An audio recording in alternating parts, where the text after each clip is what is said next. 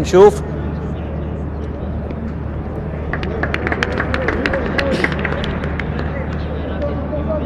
هذا أحمد خالد ديار يا أخي.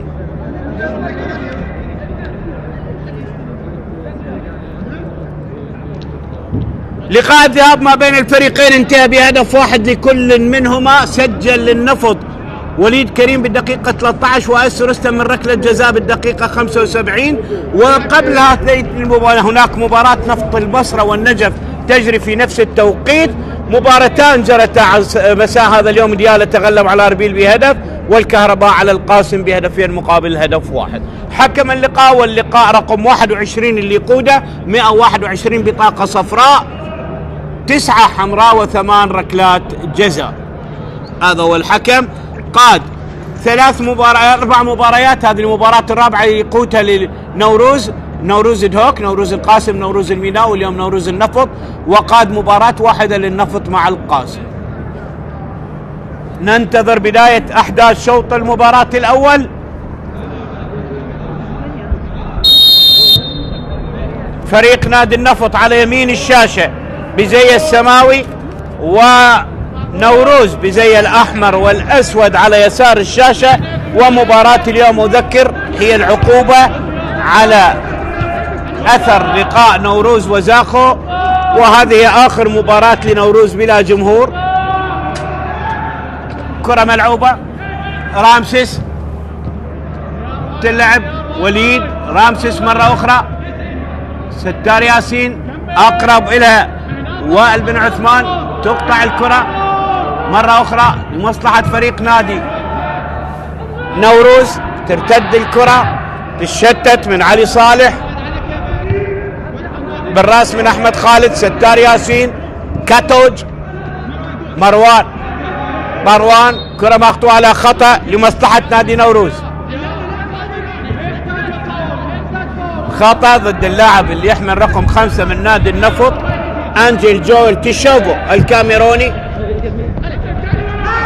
فريق نادي النفط قادم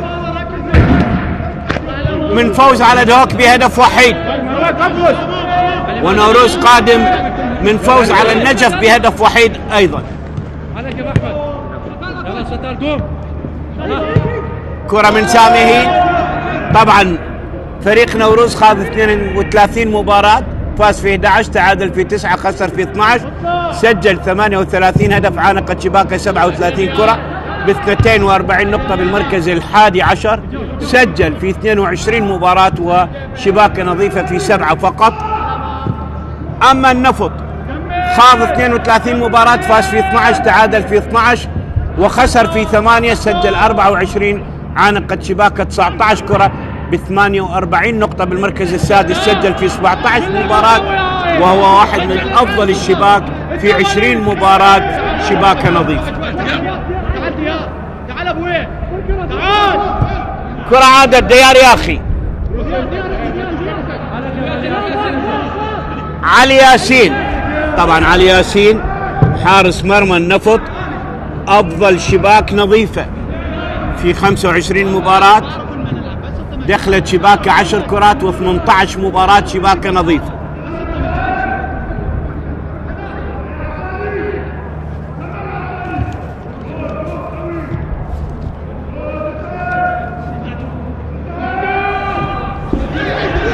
كرة إلى خطأ لمصلحة نوروز.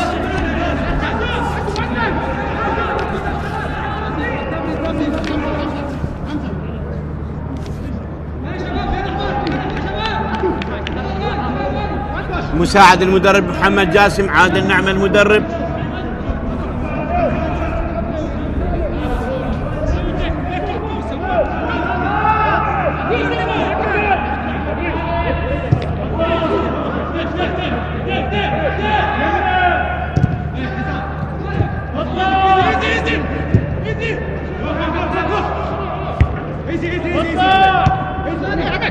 تنقطع الكرة من جديد، محاولة إلى خطأ.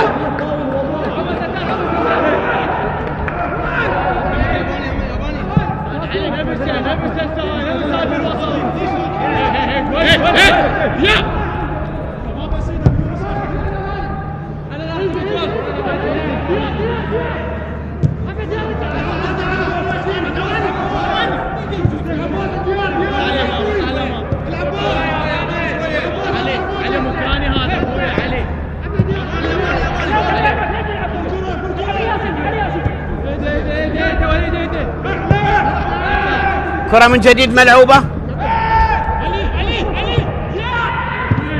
حلوة اللعب. ستار ياسين يلعبها لا وليد، تسديدة سهلة لحارس المرمى عماد عيسى.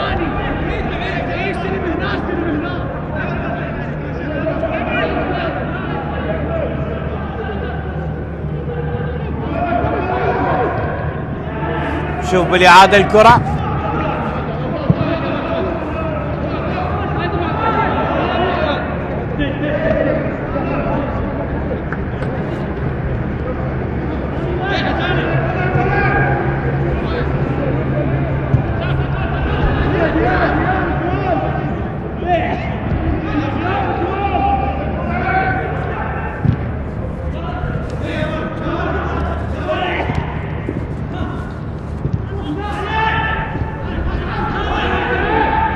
من جديد كرة اللعب. ستار ياسين، رامسيس، عالية لأحمد صبري، أحمد خالد، سامي هند، تركها إلى علي ماجد، سامي هند، ديار ياخي، وعلي ياسين حارس المرمى. ديار ياخي مرة أخرى، ديار ياخي،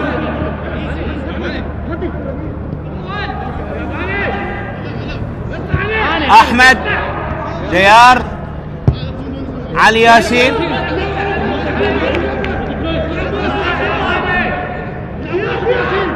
بداية هادئة. 6 دقائق من عمر المباراة، نلعب الدقيقة 7، تعادل قائم بدون أهداف ما بين النفط ونادي نوروز. كرة من أحمد خالد، 5 أهداف سجل هذا الموسم في شباك القرمزاخو الزوراء وأربيل ودهوك. أحمد محمود والكرة إلى خارج الملعب لرمية جانبية. يا أخي ما أول مدرب قال لك لا تسلم يمك، يعني ماجد كل ساعة يريد يستلم. أحمد خالد، كابتن أنا أعرف إيش وقت أسلم جانب وإيش وقت ألعب طويل، أعرف أنا أشوف الملعب. خطأ ضد اللاعب ستار ياسين. طبعا ملاعبنا باستثناء ملعب دهوك جمهور مثالي في شمالنا الحبيب وأنديتنا الشمالية، كان جمهور مثالي، لكن تصرفات نفر قليل أدت إلى معاقبة الناديين نوروز وزاخو، وأربيل أيضا اللي انتهت عقوبته بمباراتين فقط، وأصبح زاخو مع نوروز مباراتين فقط وغرامة 25 مليون دينار.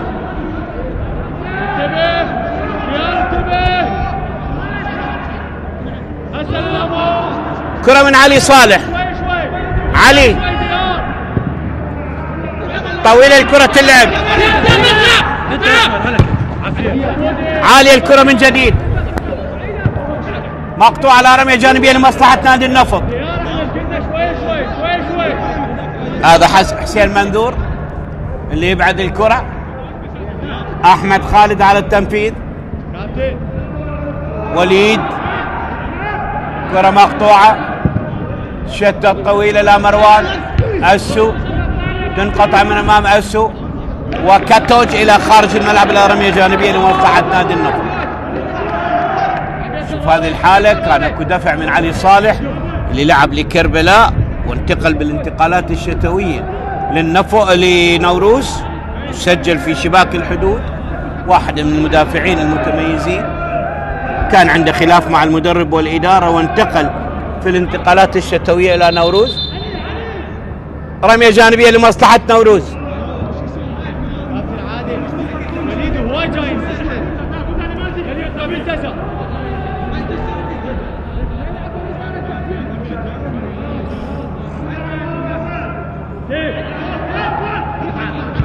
جود شباب، زينين ابطال، زين على ماجد، يا شباب. رمية جانبية الآن احمد خالد ينفذها، مقطوعه من جديد.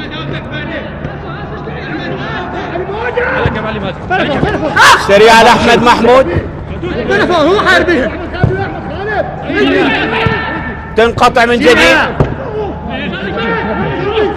سامي ترتد الكره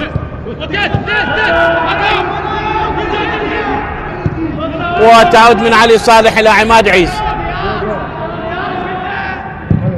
عماد عيسى يلعب كره طويله،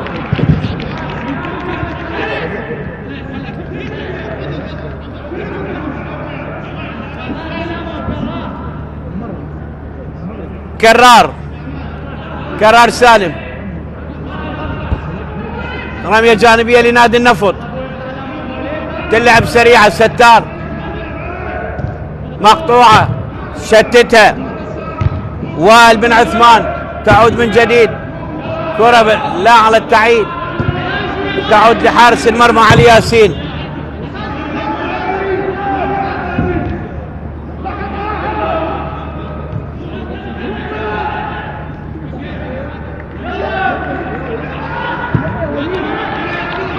كرة سريعة أسو، مر سريعة أسو بين ثلاثة من اللاعبين، حاول يمر، مقطوعة الكرة يبعتها أنجل، وسط الملعب ستار ياسين.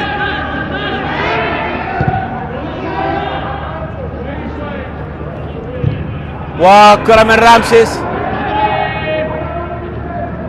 أحمد خالد، عماد عيسى يشتتها، كرات غير مستقرة. سامي علي ماجد، ستار ياسين بالخطأ، كاتوج، أحمد محمود، خطأ لمصلحة نادي نوروز.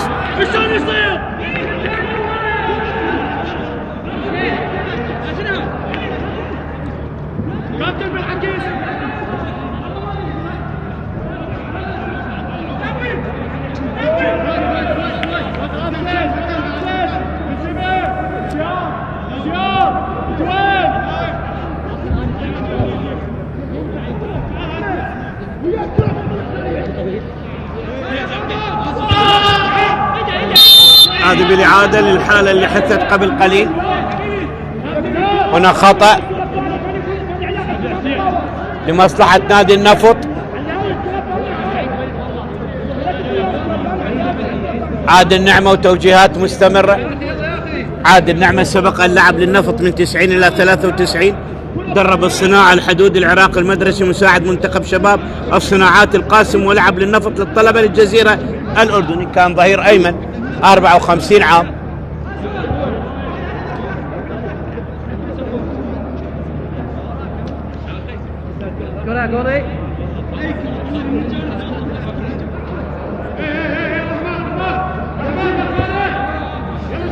ديار يا أخي 10 مباريات مع نادي النفط كلاعب أساسي.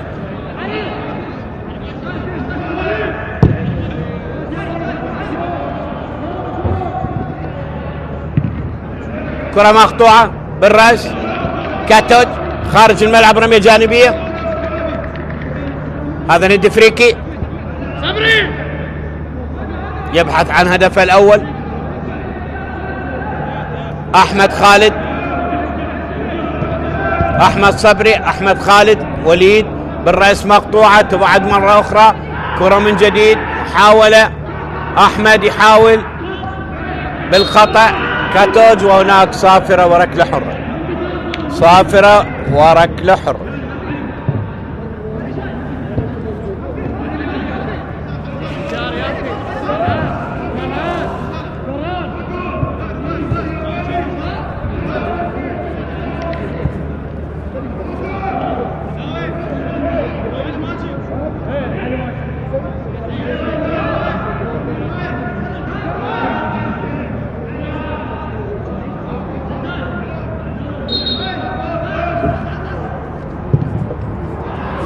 كرة خطيرة وبرافو عماد يتمكن منه.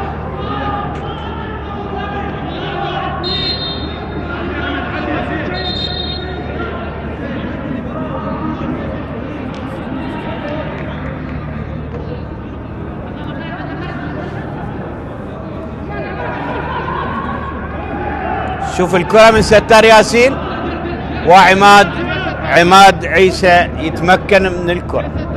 بالمناسبة عماد عيسى 12 مباراة 11 كرة اهتزت شباكه في 12 مباراة، وفي 5 مباريات شباكه نظيفة. كرة مقطوعة مروان،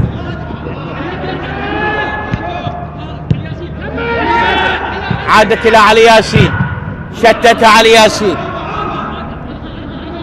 رمية جانبية لمصلحة نوروز، رمية جانبية. علي ياسين بسبب الإصابة غاب عن مباريات الأخيرة، ثم غاب عن الشرطة، القاسم، الزوراء، نوروز، الطلبة ذهابا وإيابا، والكرخ. محاولة من جديد كاتوت،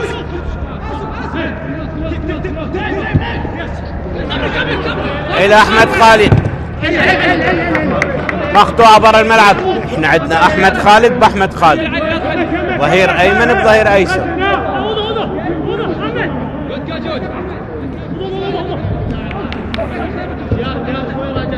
ندرك أودو،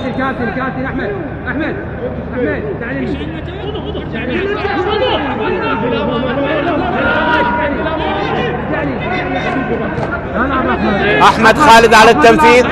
احمد العب ديار يا أخي، وليد طويلة من ديار. وليد بالرأس مقطوعة من بن وائل بن عثمان. أحمد يشتتها، كرات غير مستقرة، أداء متوسط لحد الآن أو دون الوسط. معظم أداء الفريقين محصور في وسط الملعب. رمية جانبية، أحمد خالد على التنفيذ. حكم يعيد اللاعب إلى مكان خروج الكرة.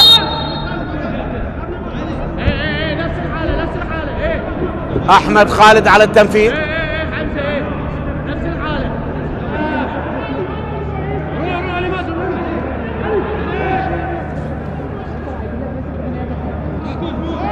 تلعب الرمية الجانبية، ندفريكي،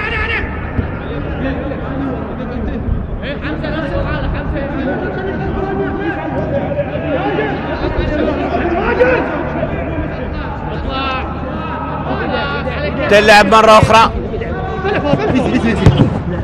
وكرة تشتت من كرار. مرة أخرى أحمد خالد، تعود من جديد. ستار ياسين، علي، وليد، ستار، كرة سريعة،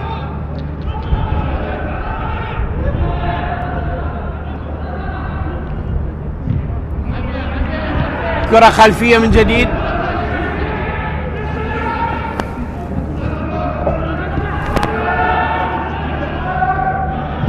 تلعب الكرة، ستار، عرضية عالية بالرأس من كاتوج. أحمد محمود،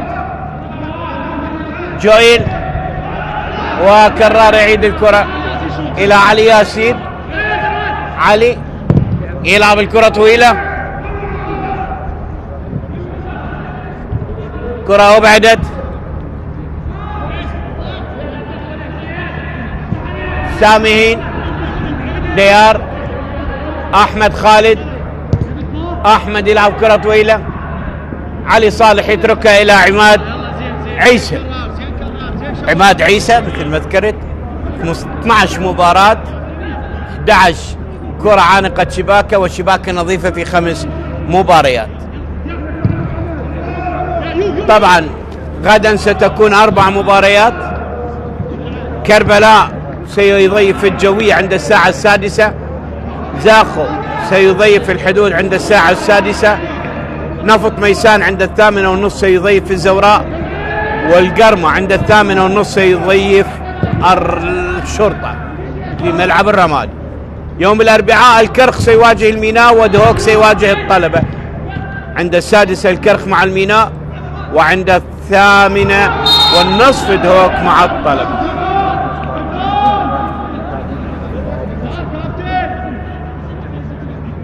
خطأ الآن لمصلحة نادي النفط.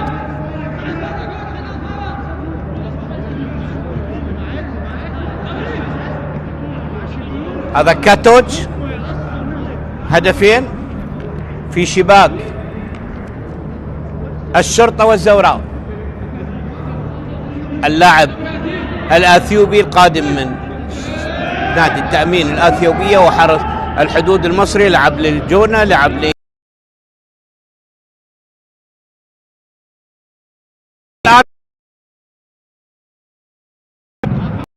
مقطوعة من الدفاع. مختار ياسين، أحمد خالد، كرة عادت إلى ديار يا أخي. أنجيل جويل، طويلة من أنجيل بالرأس، مقطوعة من وائل. محاولة من جديد، خطأ لمصلحة النفط، خطأ من جديد بالكاتوج. سامي نهب لعب لكربلاء أيضا، سحب واضح وثاني تحذير لكاتوج. طويل الكرة، تعود لحارس المرمى عماد.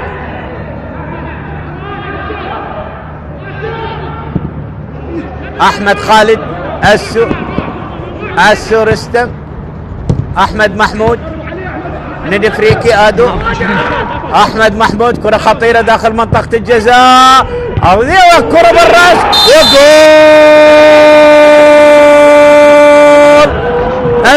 أسو يبدو هناك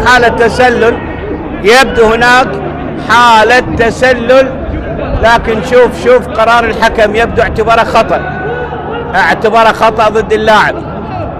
نشوف الصافرة هل كانت قبل الهدف أم بعد الهدف. الحكم يستدعي، شوف الحالة. كرار سالم، كرار، هو بس واحد يقدر يجي 100%. شوف الحالة، لماذا أشار الحكم؟ كرار داخل جزاء الهدمة. هو هدف بنيران صديقة، هدف بنيران صديقة. كرار، شوف كرار يضع الكرة داخل الشباك.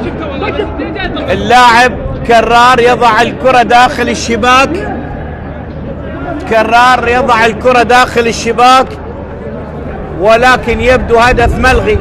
احنا اذا نتحدث عن الكرة بنيران صديقة، 13 لاعب عندنا سجلوا خطأ في مرماه، 13 لاعب.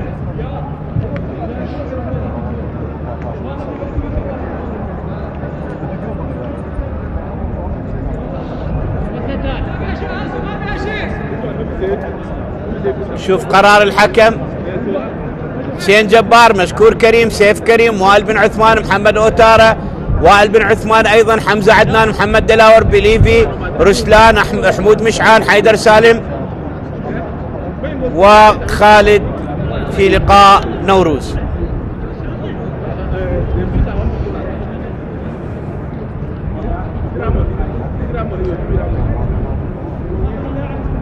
ننتظر القرار.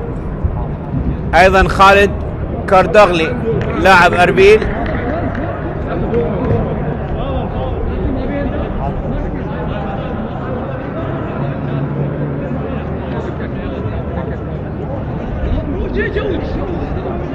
هذا الهدف وبرأس كرار سالم. يبقى القرار الاول والاخير. خلينا نشوف شنو الحالة اللي على اثرها اوقف المباراة، الغى الهدف.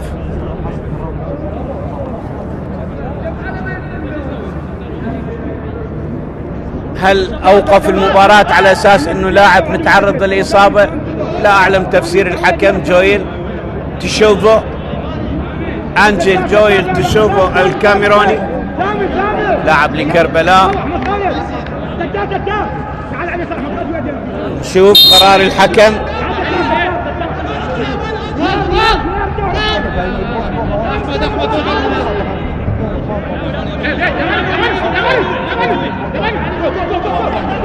إذن خطأ احتسب الحكم، وهدف ملغي. قحطان كثير، 23 مباراة مع نوروز، 9 فوز 7 خسائر. و7 تعادلات، حصد 34 نقطة من أصل 69 وفرط ب35. هذا حال المدرب قحطان كثير مع نوروز. 23 مباراة، فاز في 9 مباريات، خسر في 7 وتعادل في 7، حصد 34 نقطة من أصل 69 وفرط ب35. كرة عالية مقطوعة، يعني هدف رؤية الحكم انه اوقف المباراة لإصابة لاعب، هذه رؤيته. عموما هدف ملغي. كرة الى أسي رستم، أسي يلعب الكرة، احمد خالد،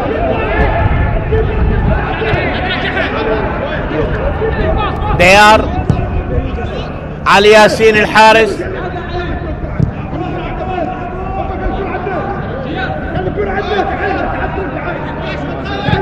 كرة عادت من جديد،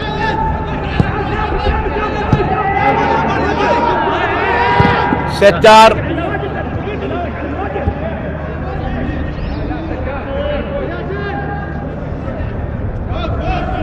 ما يمسك،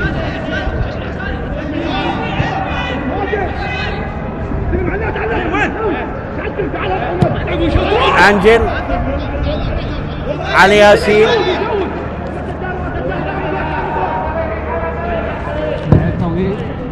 كرة طويلة بالراس، احمد، وائل يشتت كرة الى خارج ملعب، رمية جانبية لمصلحة النفط. الكابتن مو نطع الكرة ولا هذا اللي خصم لاعب. رامسيس، كرار، حكم يشير الى تبديل الرمية الجانبية. تسرع رامسيس بتنفيذ الرمية، حمزة عدنان على التنفيذ، حمزة،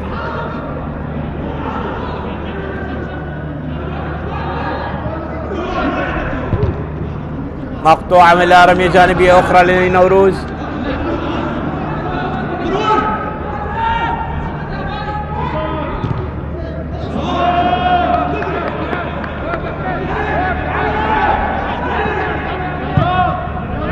علي، وائل، عماد عيسى،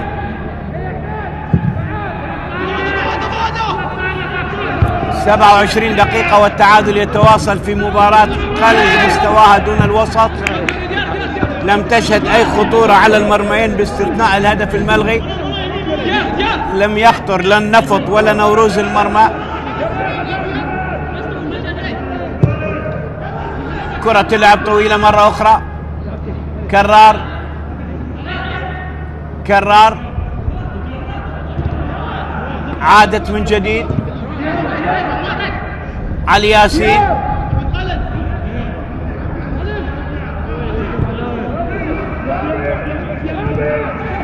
أنجل، ساميين، أنجل جايل، سامي أو رامسيس، جويل، علي ياسين.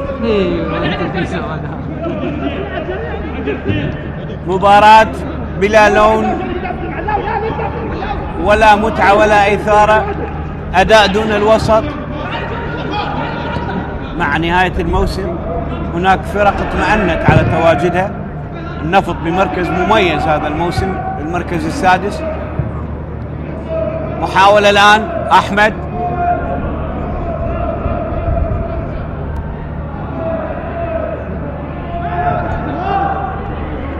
وليد كريم، ستار، وكرة مقطوعة من الدفاع، وائل إلى خارج الملعب إلى رمية جانبية لمصلحة النفط.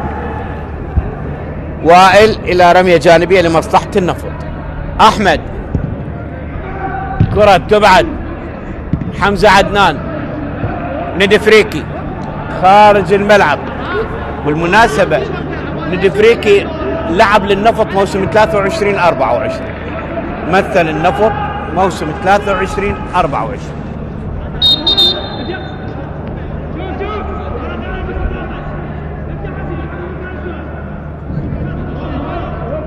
مروان حسين ايضا مثل النفط موسم 21-22.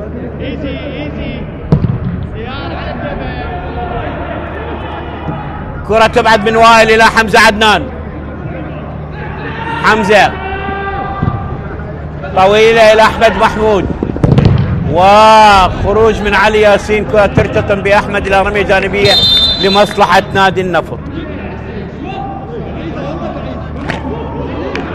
أحمد محمود اللاعب اللي لعب 29 مباراة، صنع 4 فرص ثمينة، سجل 5 أهداف، غاب عن 3 مباريات النفط الكرخ وزاخو، غاب عن لقاء الذهاب. هذه الكرة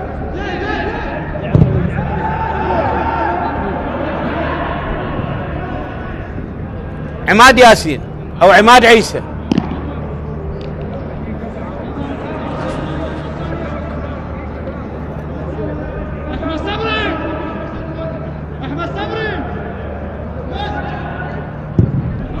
كرة طويلة ملعوبة، تنقطع، رمية جانبية لمصلحة النفط.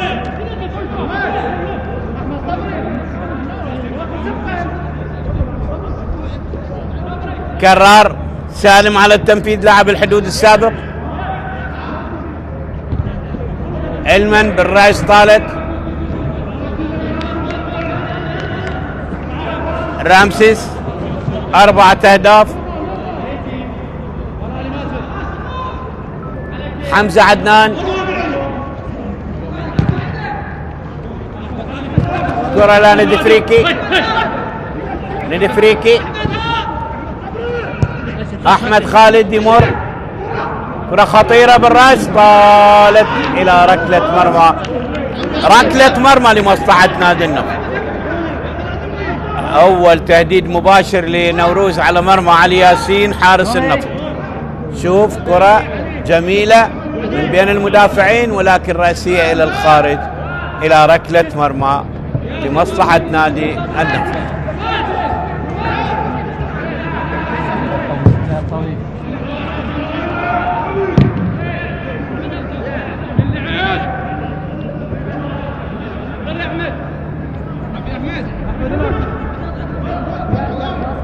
ديار يا أخي،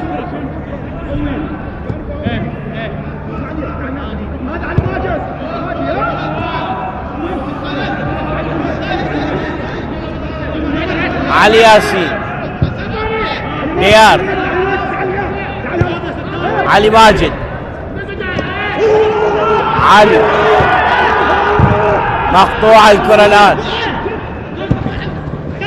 وإلى الخارج. هناك لاعب يشكو من إصابة. حسين منذور بالسلامة، حسين منذور بالسلامة.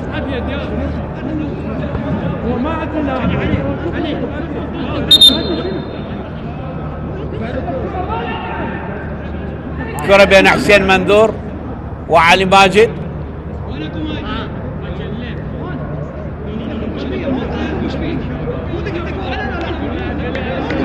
رمية جانبية لمصلحة النفط.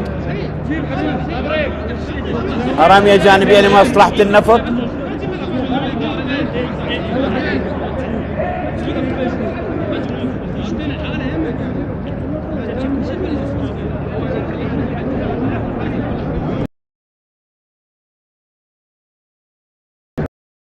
نوروز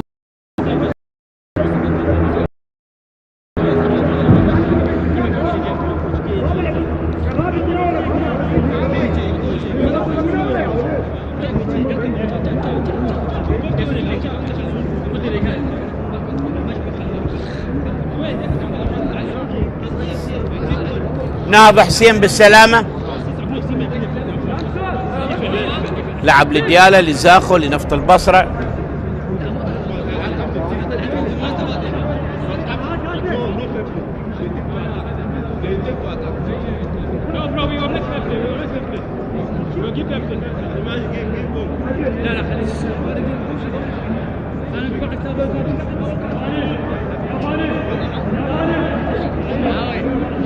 طبعا ما يجوز ان يدخل الا ان تستأنف المباراة.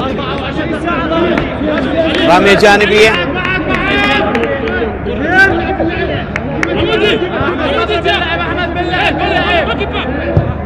تلعب بروح رياضية لفريق نوروز اللي اخرج الكرة. علي صالح، كرة طويلة بالرأس مقطوعة. علي، ساميين، رامسيس، وائل يعيد الكرة إلى حارس المرمى عماد عيسى. عماد بالرأس أحمد خالد إلى خارج ملعب الرمية جانبية.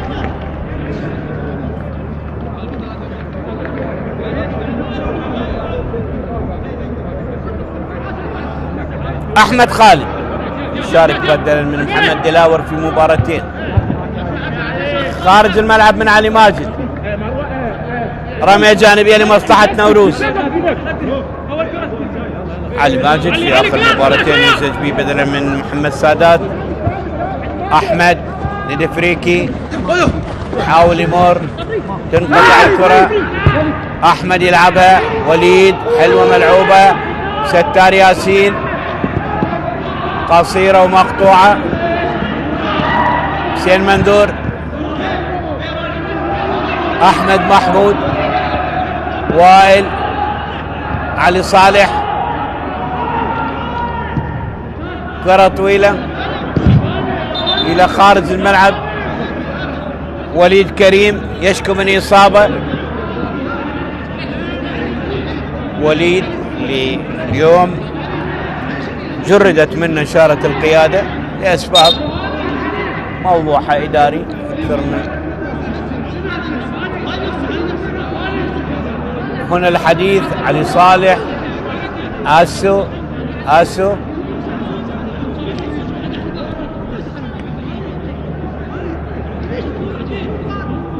هذه العرقلة من علي صالح لوليد كريم. أول بطاقة صفراء في المباراة لعلي صالح، أول بطاقة صفراء لعلي صالح.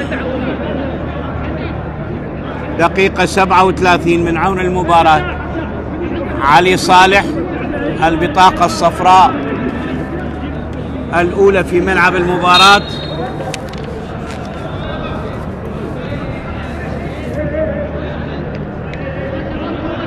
وهذه البطاقة الرابعة لعلي صالح بعد الميناء والحدود والنجف أمام النفط.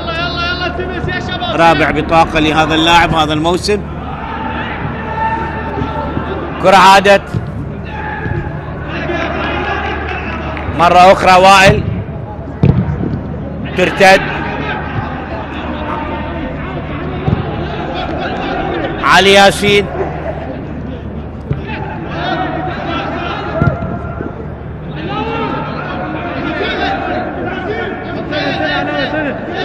مباراة أداء رتيب لحد الآن. 8 دقائق تفصلنا على نهاية أحداث شوط المباراة الأول. شوط نتمنى أن يكون في النسيان، نتمنى أن يرتقي الأداء إلى مستوى أفضل من الفريقين. كرة عادت إلى خارج ملعب رمية جانبية للنفط.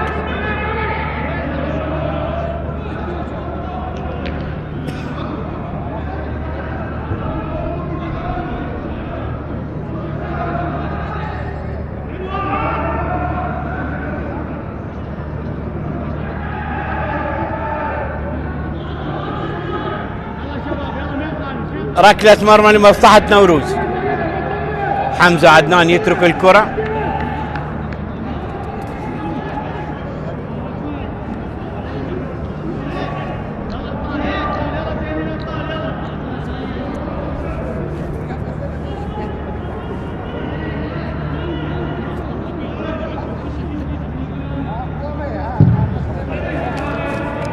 طويلة الكرة تلعب.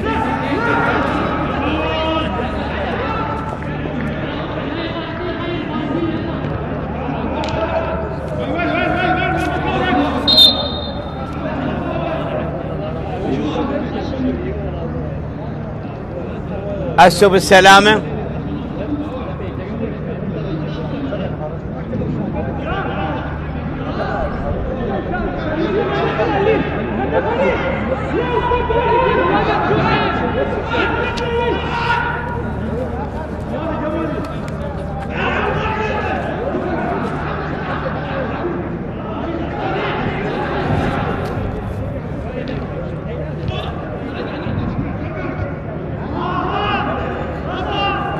كرة أقرب إلى المدافع علي، مرت إلى خارج الملعب لرمية جانبية لمصلحة النفط.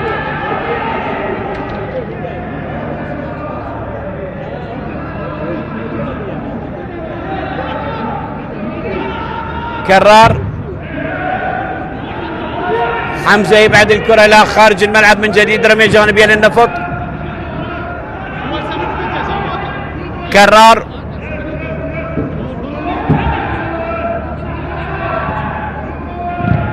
إلى رمية جانبية أخرى لمصلحة نوروز. الآن رمية جانبية لمصلحة نوروز.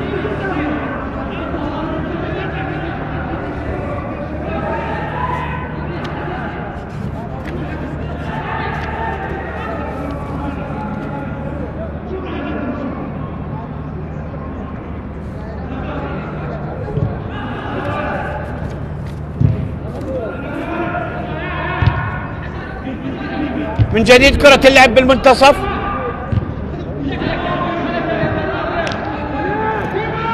رمية جانبية للنفط. كرار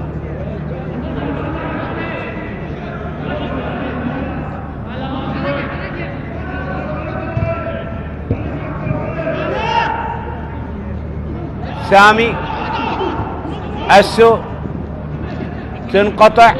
أحمد خالد حلوة ملعوبة إلى كاتوج، ترتد مروان، وخطأ لمصلحة نوروز. خطأ لمصلحة نوروز. أحمد محمود يتعرض للعرقلة وركلة حرة لمصلحة نادي نوروز.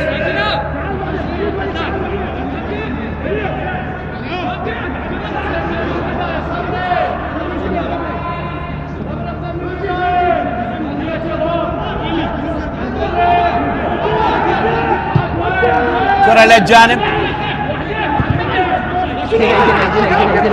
كاتوج عرضية تبعد. حمزة عدنان، هناك تسلل على كاتوج.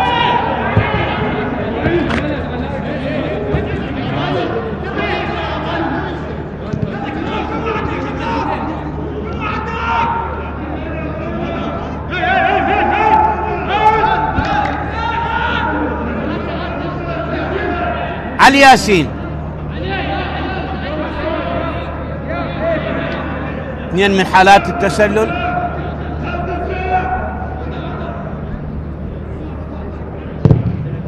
كرة طويلة، أحمد خالد يشتتها بالرأس من كرار. سامي لرامسيس، رامسيس علما، كرة خطيرة. جويل، علي ياسين يشتتها بالراس. احمد صبري، وليد كريم، تنقطع الكرة، عادت الى احمد صبري. رامسيس من الجهة البعيدة، طويلة الكرة. ستار ياسين، احمد خالد، احمد صبري، وائل يشتت الكرة الى الخارج. رمية جانبية لمصلحة النفط. رمية جانبية لمصلحة النفط.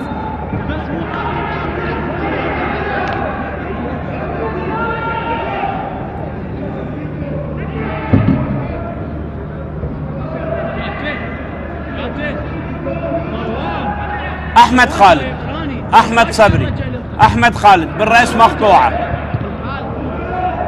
مروان مقطوعة الكرة. ستار بينه وبين أحمد محمود إلى رمية جانبية لمصلحة النفط. رمية جانبية للنفط الآن.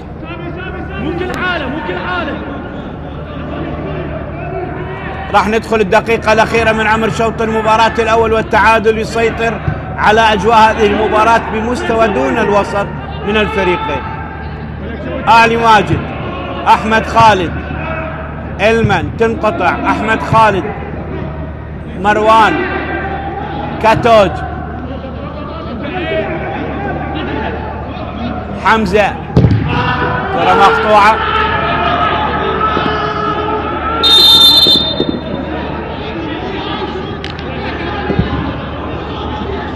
حكم أوقف المباراة.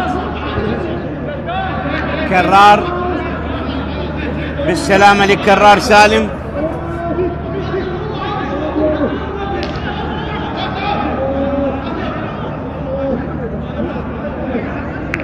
كرة مشتركة مع أسي رستم، نشوفها مرة أخرى.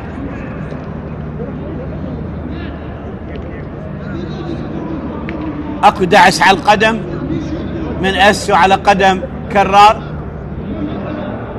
قرار يعود لحكم المباراة، أوقف المباراة. هل سيعمل إسقاط كرة؟ هل سينذر؟ باللقطة أكو دعس على قدم المدافع، والقرار يبقى لحكم اللقاء.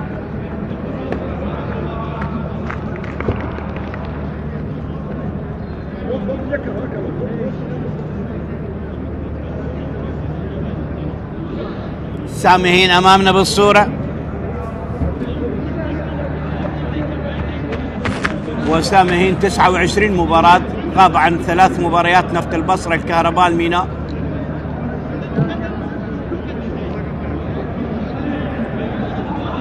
كرار رزاق يجري تمارين الإحماء. كرار واحد من الوجوه الشابة المميزة. نهض كرار بالسلامة إن شاء الله. طبعا إذا ما عنده قرار الحكم راح يعمل إسقاط كرة. أحمد خالد أكثر اللاعبين نيلا للبطاقات في تشكيلة فريق النفط، 14 بطاقة. تلعب الكرة، احتسبها ركلة حرة، احتسبها خطأ وركلة حرة. حمزة عدنان. 4 دقائق يضيف الحكم. نلعب بالوقت المحتسب بدل ضايع، الدقيقة الثانية من الوقت المحتسب بدل ضايع.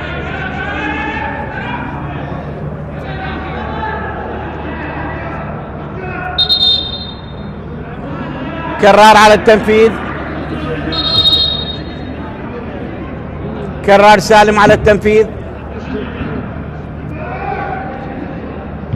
بالرأس مقطوع الكرة، ترتد. علي ماجد، ستار ياسين مسيطر عليها. 6 مقابل 5 الأخطاء. علي ياسين حارس المرمى. أحمد، كرة مقطوعة من جديد. سامحين بالخطأ. ندي فريكي. كاتوج. حمزة عدنان من الجهة البعيدة، طويلة الكرة، وعلي ياسين يتركها إلى ركلة مرمى لمصلحة نادي النفط.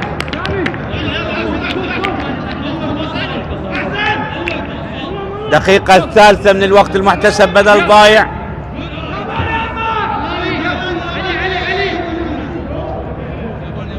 مروان هاتريك مع 15 هدفا.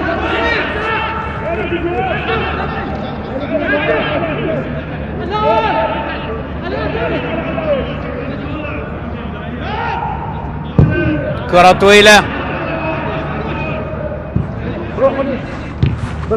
تبعد. عسو جوي اللي بعتها الارمية جانبية لمصلحة نادي نوروز. احمد محمود. عسو على اليمين، واحمد الى خارج الملعب الارمية جانبية. اخر اللحظات من عمر الوقت المحتسب بدل ضايع. ننتظر صافرة حكم اللقاء الدولي علي حسين. علي خطأ وركلة حرة لمصلحة النفط. علي صالح عنده بطاقة، عليه أن يحضر، عنده بطاقة، واللاعبين نفط يطالبون ببطاقة ثانية حتى يشهر بوجه البطاقة الحمراء. هي فعلا القرار إلى لحكم اللقاء. حكم اللقاء يغض النظر عن انذاره لأن عنده بطاقة، وبالتالي كان ممكن أن يطرد إذا أشهر بوجه البطاقة، وهذا ما هو اللي يحتاج على ضوءه عادل نعم. لاعب عنده بطاقة صفراء الوحيدة في ملعب المباراة بالدقيقة 37. ونشوف حكم اللقاء.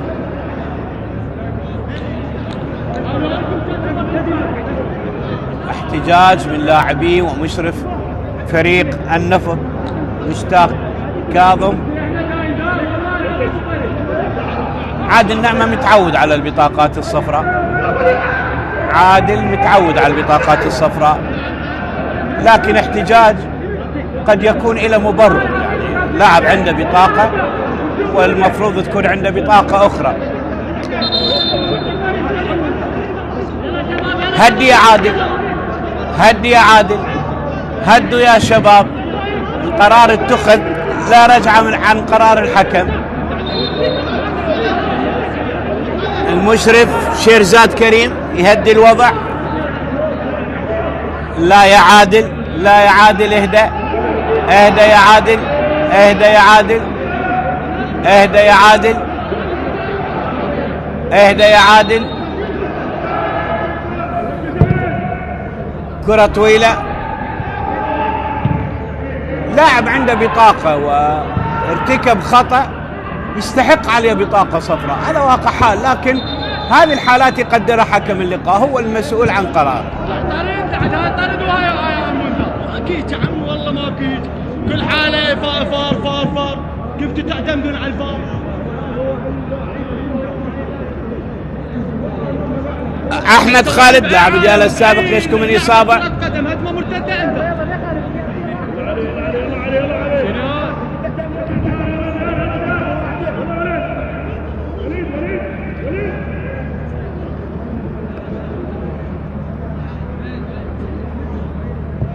ركله حره الان.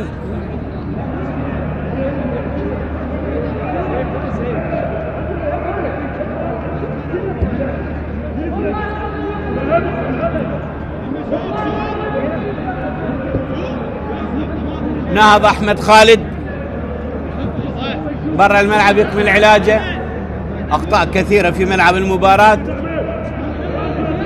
الحكم هو صاحب القرار الاول والاخير، كل الامور تعود لحكم اللقاء. يعمل اسقاط كره الان.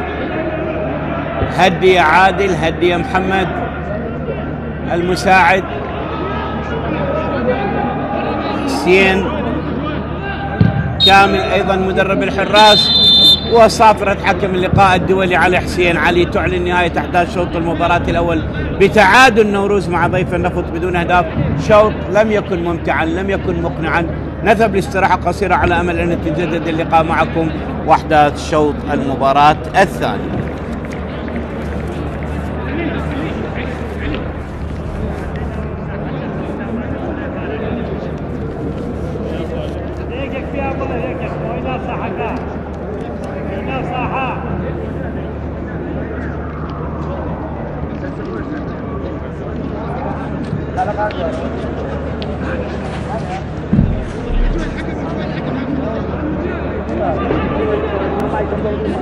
Đây là bị nếu muốn yêu một sầu. Ok.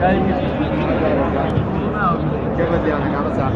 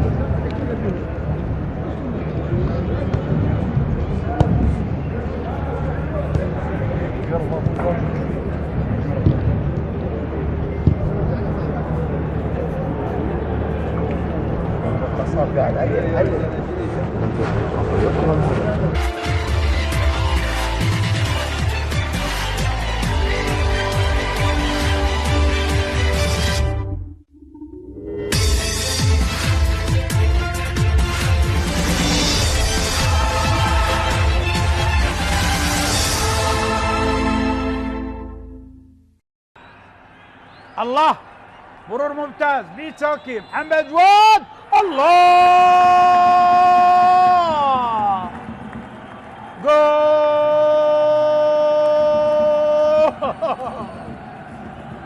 محمد جواد بأول للقوى الجوية. الله، محمد جواد، لاحظ بيسوكي، محمد جواد صعب،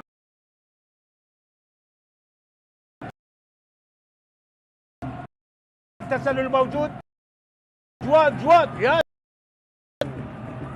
محمد جواد بمرمى نادي القاسم، واحد من الأهداف الجميلة للقوى الجوية. أول أوه هاي طريقة الاحتفال. أوه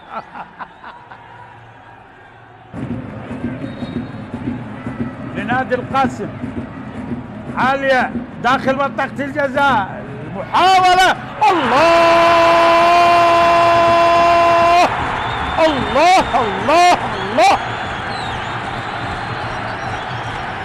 حسين عبد الواحد، الله لنادي القاسم. حسين كل الزين يا حسين، قوية يسارية بالشباك الجوية يا السوري. حسين عبد الواحد بواحد من أجمل أهداف دورينا. الله يسارية قوية بشباك القوى الجوية لحسين عبد الواحد. الله، هاي من النجاف البغداد، شوف الله، لا عبادي ولا اثنين من عبادي. داخل منطقة الجزاء، التمريرة خطيرة، الله،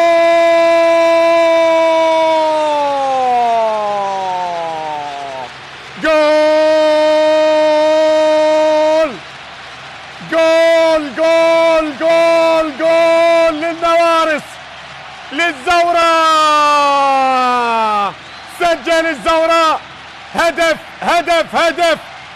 للزوراء. دجلة تصير ملعب للي يلعبون، واضرب دجلة تلعب بس نوارس. شدعان النوارس للشواطئ تروح، اي والله. هكذا الزوراء يتقدم بأول أهداف المباراة. شوف تبادل الكرات، كرار لعلي محسن،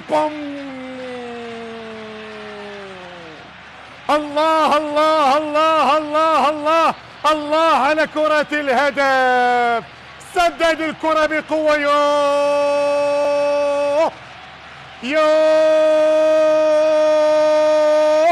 على كرة الهدف، سدد الكرة، كانت جميلة، خطيرة لعزيز، خطيرة توميو، الله.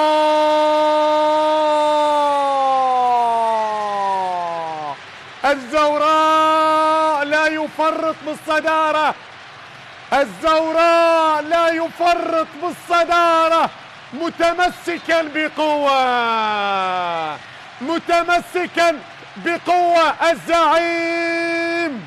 الزعيم في الصدارة، هذه الكلمة التي لا يعلى عليها. الزوراء البحث عن الصدارة، الزوراء التمسك في الصدارة، الزوراء لا يفرط بالصدارة. توميو هذه المرة يظهر لنا ويسجل الهدف الثاني، هدف ثاني لمصلحة النوارس، هدف ثاني لمصلحة الزوراء. سجل إبراهيم في وسط المرمى ليتابع الكرة، ليتقدم الزوراء بهدفين مقابل لا شيء لنفط أونجا. يخطأ وتوميو يعاقب، الله، توميو لا يرحم، توميو لا يرحم، توميو لا يرفض الهدايا، توميو لا يرفض الهدايا.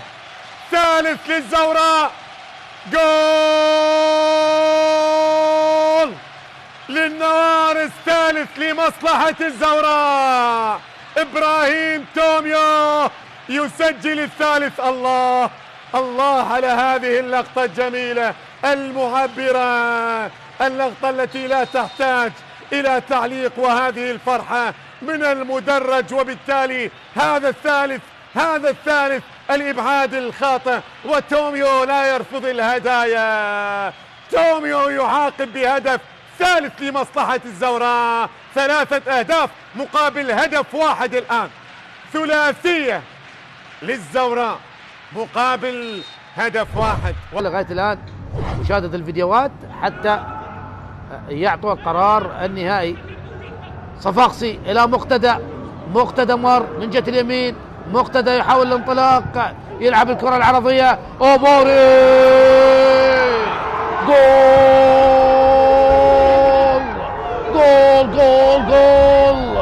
إعصار ديالا يستمر بضرب المنافسين واحدا تلو الآخر. هل يكون زاخو الضحية الجديدة؟ البرتقالي يلعب بروح الوحدة وبواقعية كبيرة، ويكتب نشيد الانتصارات، وتتعالى الأصوات. البرتقالي يجعل المنافس يعاني، وكأنه يقول لا مكان للرحمة ولا مجال للتراجع. شاهد مقتدى حسن كيف لعب الكرة باتجاه أوبوري الذي وضعها برأسية في الزاوية صعبة جدا كانت على علي كاظم. يا الله على هذا البرتقالي. وكرة خطيرة، برافو حارس المرمى، وجول. هدف للكرخ عن طريق اللاعب ايزي بالدقيقة 10 يسجل أول الأهداف. بالدقيقة 10 يسجل ايزي أول الأهداف للكرخ. هدف بكرة جميلة. أنا قلت ايزي لم يكن بوضع تسلل عندما لعبت الكرة. شوف إذا كان عباس، إذا كان جعفر، شوف الكرة عادت، ايزي لم يكن بوضع تسلل، وبالتالي استطاع أن يلعب الكرة. شوف انطلق من خلف المدافعين، وحتى جعفر لم يكن بوضع تسلل، والقرار كان لحكم غرفة الفار الفيديو السيد سالم عامر مع جهاد عطية، وتأكيد صحة الهدف. 1 الكرخ لا شيء. النفط بالدقيقة 10 من عمر المباراة يسجله ايزي.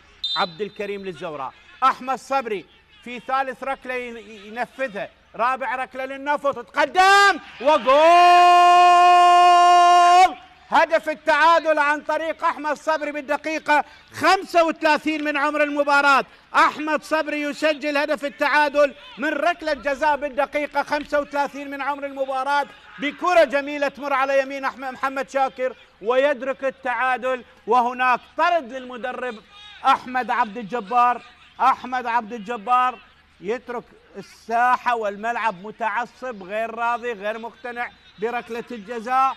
وأحمد صبري يلعب الركلة تمر على يمين الحارس محمد شاكر، يسجل ركلة الجزاء الرابعة لفريق النفط. سجلوا في شباك نفط البصرة والميناء وأربيل، واليوم يسجلون في شباك الكرخ.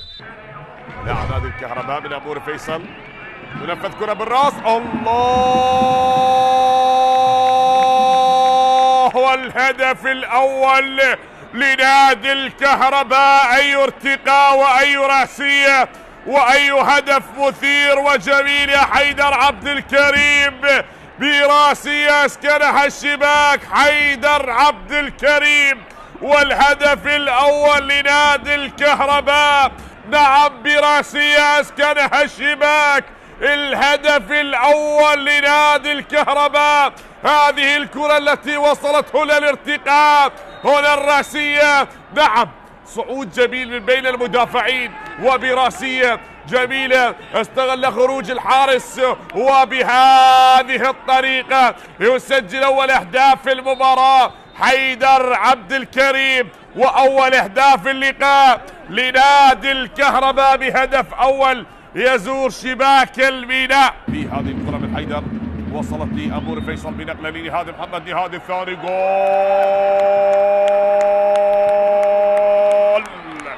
نهاد محمد، والهدف الثاني لنادي الكهرباء. تغيرت الأمور وتحسنت أوضاع الكهرباء بهدف ثاني بالمباراة. الله الله الله الله الله الله يا نهاد محمد، الهدف الثاني هذا بعد أن سجل في مباراة الذهاب، عاد ليسجل في مباراة الإياب بهدف ثاني في المباراة. شاهد بنقلة جميلة رائعة من حيدر لنهاد محمد، والهدف الثاني لنادي الكهرباء. أبو فيصل غير لعب كل شيء بهذه المباراة، وفلسفة خاصة لهذا اللاعب بطريقة رائعة، بلمسة وبذكاء بمهارة وبتكتيك. لعب أعطى كرة على طبق من ذهب، ونهاد محمد لن ينتظر ولن يتأنى، وضعها في المرمى. طبعا في مباراة الذهاب طرد يانك زاكري. الله الله، هدف ما أحلاه. درويش، كريم درويش يشعل المدرجات على ملعب دهوك. الله على هدف جميل، الله على تحكم كريم درويش، يسجل أول أهداف المباراة لصقور الجبال. الآن تحلق في هذه اللحظات في البداية لهذه المباراة الدقيقة الرابعة. كريم درويش يضعها بعيد عن حارس المرمى زين العابدين. لاحظ الإعادة، لاحظ بيتر، عمل كبير لبيتر مع التمرير، وكريم درويش يضعها بصعوبة على حارس المرمى زين العابدين. لم يفعل شيء الحياد. محاولة كريم درويش ليعلن فريق دهوك عن افتتاح التسجيل في هذه اللحظات. الله على هدف جميل، وقبلها كانت أيضا محاولة لبيتر جورجيس، أنقذ حارس المرمى زين العابدين، لكن الثانية في المرمى صعبة على زين العابدين. زان عادل قريبة لمنطقة الجزاء، خذوا هدف ثاني.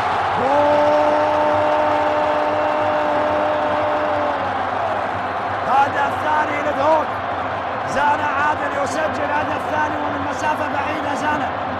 زان عادل وهدف ثاني لفريق نادي دهوك في مرمى كربلاء. هدف الثاني مع دهوك خلال هذا الموسم بعدما سجل في مرمى نوروز، الآن يسجل في مرمى كربلاء ويضاعف النتيجة لدهوك على حساب كربلاء بهدفين. تصبح النتيجة بهدفين لا شيء بأكثر من نقلة بجملة تكتيكية جميلة لفريق دهوك. خذوا هات. بعد ذلك بيتر هو صانع الهدف الأول ومن ثم صانع الهدف الثاني. لذلك فريق دهوك يسجل هدف ثاني عن طريق زان عادل بعدما سجل في الشوط الأول عن طريق اللاعب كريم درويش. اثنين دهوك لا شيء كربلاء، بعدما كان كربلاء هو الأقرب للتسجيل. واحد من الأسماء الممتازة طبعا مع فريق كربلاء عبد العباس اياد. هنا محاولة، الله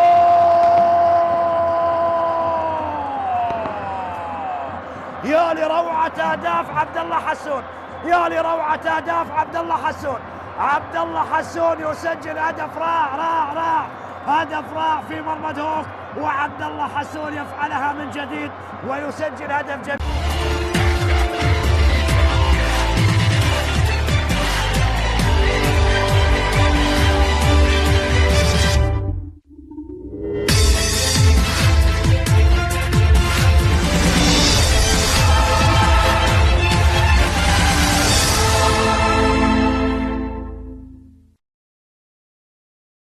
ضياء غالب، حسن علي، أحمد عسكر في غرفة الفيديو، أمجد كامل، وليد عبد السلطان مشرف المباراة، شيرزاد كريم، ومقيما للحكام محمد صاحب. تنطلق أحداث شوط المباراة الأول. شوط أول لم يكن مقنعا، لم يكن ممتعا، لم يجري أي من الفريقين على ما يبدو أي تغيير. إذن الكرة مرت إلى خارج الملعب. تشكيلة الفريقين: نوروز، عماد عيسى بحراسة المرمى برقم 28، أحمد خالد على اليمين 15، حمزة عدنان على الشمال 3، علي صالح 23، وائل بن عثمان 4. في الارتكاز الثلاثي: أحمد محمود 20، حسين منذور 55، كاتوج 44، ندفريكي أودو 90 على اليمين، مروان حسين على الشمال 8، أسورستن بالرقم 9. أما النفط: علي ياسين في حراسة المرمى، كرار سالم على اليمين بالرقم 12، ديارياخي 6، أنجل جويل تشوفه 5، أحمد خالد على اليسار 35. في الارتكاز الثلاثي: سامي هين 77، علي ماجد 16، بس ستار ياسين 25، رامسيس على اليمين 15، أحمد صبري على الشمال 7، وليد كريم بالرقم 27. هذه الكرة تمر إلى الخارج. طبعا حسن عباس يغيب عن تشكيلة فريق نادي نوروز. حيدر حسين يغيب بسبب الإصابة، وأيضا فاضل كريم بسبب ظرف خاص يغيب عن مباراة اليوم. كرة مرت تعود بالراس لحارس المرمى عماد عيسى من عمر عدنان من حمزة عدنان.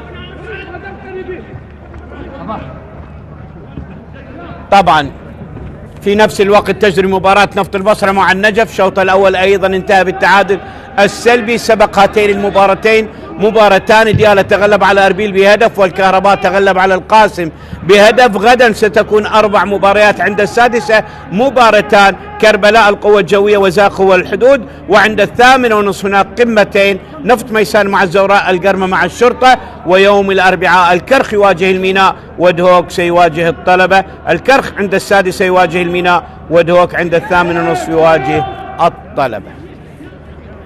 النسخة أو الجولة 34 ستنطلق يوم السبت القادم. النفط سيفتتح الجولة عند السادسة بمواجهة نفط ميسان، ونوروز سيواجه في نفس التوقيت نفط البصرة، والشرطة سيواجه ديالى عند 8:30.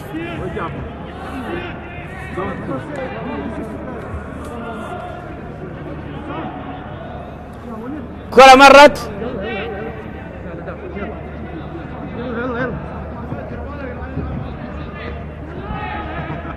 رمية جانبية. رامسيس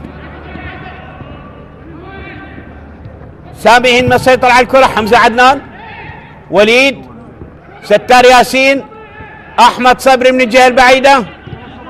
أحمد إلى ستار، عرضية اللعب خطيرة مرت بسلام وأمان على مرمى نادي نوروز. رمية جانبية لمصلحة نوروز. كاتوش يتركها لحمزة عدنان.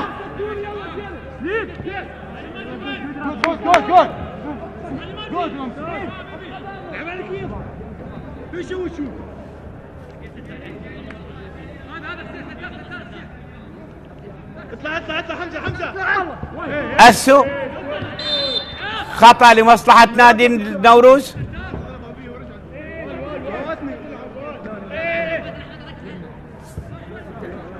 أسو 8 أهداف في شباك دهوك، ديالى، النفط، الميناء، الزوراء، الطلبة ونفط ميسان والكرخ. حمزة يلعب كرة طويلة تنقطع. أحمد محمود، علي ماجد، وليد، حلوة لرامسيس. رامسيس كرة خطيرة رامسيس، والكرة إلى خارج الملعب إلى ركلة مرمى. فرصة تضيع على النفط رامسيس، وفرصة تضيع على النفط. فرصة كرة جميلة هياها، شوفها بالإعادة، هياها وليد كريم إلى رامسيس اللي توغل، وبالتالي لعبها على العمود البعيد، لكن مرت بعيدة إلى ركلة مرمى لنوروز. أول تهديد مباشر على مرمى نوروز من قبل لاعبين نفط. فريق نوروز في آخر 7 مباريات فاز في 3، تعادل في 3، وخسر فقط أمام الشرطة.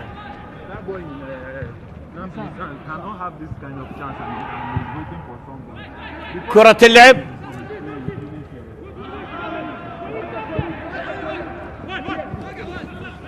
مرة أخرى ملعوبة.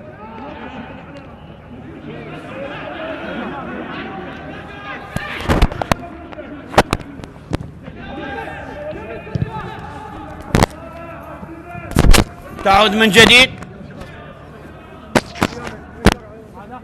في آخر 7 مباريات فاز في 3 على الميناء بهدف، على الحدود 2-1، وعلى النجف بهدف، وخسر فقط من الشرطة، وتعادل في 3 أمام نفط ميسان والكرخ بهدفين، وأمام زاخو بدون أهداف. هذه المباراة التي ستكتمل ب10 دقائق. نوروز في المرحلة الثانية بالمركز الثالث عشر برصيد 16 نقطة. بالمرحلة الثانية بالمركز الثالث عشر ب16 نقطة. كرة مرت إلى ركنية لمصلحة فريق نوروز. بينما النفط فاز في 3، تعادل في 4، لم يهزم في آخر 7 مباريات. الفريقان يعني زاخوا خسارة واحدة من الشرطة. النفط في آخر 7 مباريات لم يهزم، فاز في 3 على أربيل 3-2، على الحدود 2-0، على دهوك 1-0، وتعادل من القرمة بدون أهداف، من ديالى بدون أهداف، مع الطلبة بدون أهداف، ومع الكرخ بهدف واحد. وترتيبه في المرحلة الثانية بالمركز الخامس، ترتيبه بالمرحلة الثانية ترتيب جيد بالمركز الخامس برصيد 21 نقطة. هو بالمركز السادس بالترتيب العام، لكن بالمرحلة الثانية بالمركز الخامس 13 مباراة، 5 فوز 6 تعادل. أكثر فريق تعادل بالمرحلة الثانية فريق النفط في 6 مباريات، و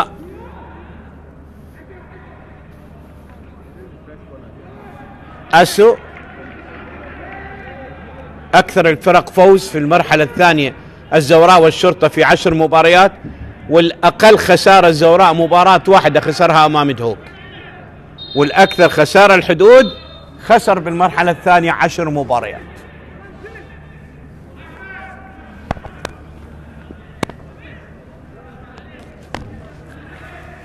كرة ملعوبة الآن ركنية للمرة الثانية. الحكم اشتباكات في منطقة الجزاء بعد سقوط أسو، سقوط أنجل جويل تيشوفو. لحد الآن لم تنفذ الركنية. لاحظ اشتباكات في منطقة الجزاء، مروان حسين وأنجل ديار يخي.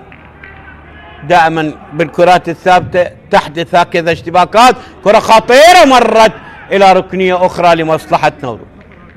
الحكم يشير إلى وجود خطأ. البطاقة الصفراء الوحيدة لعلي صالح لاعب نادي. اكو دفع إعاقة للحارس، ركلة حرة لمصلحة النفط. إعاقة للحارس، هي مرت للخارج وبالتالي هي ركلة مرمى أو ركلة حرة نفس الشيء. علي صالح كرة مشتركة مع علي ياسين. كرة ملعوبة بالرأس، تعود من جديد.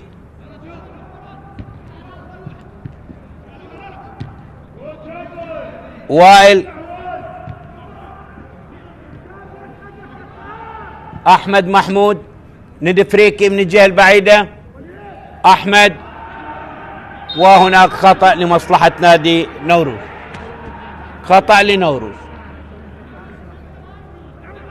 شوط المباراة الأول لم يكن مقنعا، لكن حالتين حثت بهدف ملغي لنوروز واعتراض على بطاقة صفراء ثانية لعلي صالح.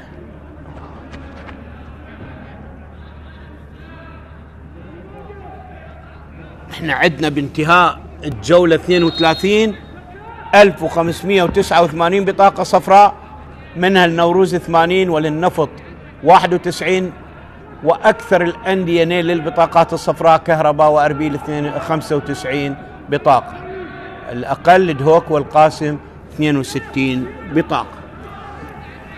6 بطاقات حمراء لنوروز و3 للنفط. 89 بطاقة حمراء عندنا هذا الموسم. ركلة حرة بتلعب سهلة إلى علي ياسين. علي، هذه عرقلة لعلي ياسين. مروان حسين مثل ما ذكرت سبق أن مثل النفط موسم 21-22. مدرسة النفط، مدرسة النفط. أعد العديد ورفد العديد من الأندية الجماهيرية والمنتخبات باللاعبين. كرة تبعد،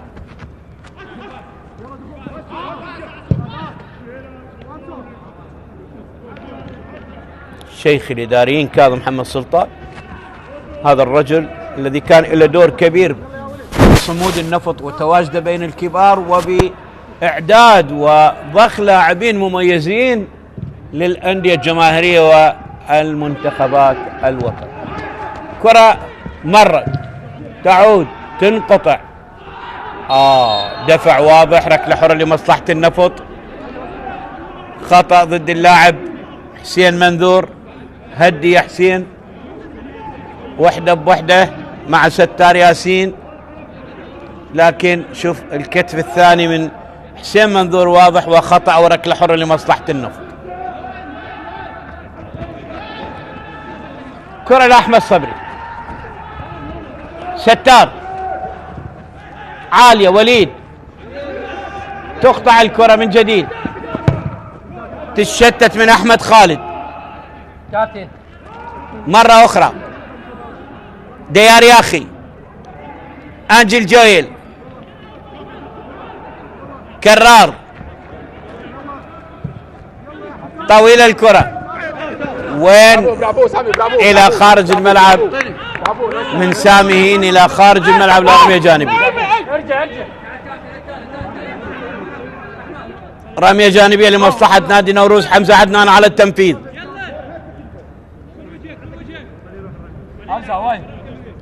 عادل نعمة يؤخذ عليه عصبي. كثير من الإنذارات تنال في العديد من المباريات.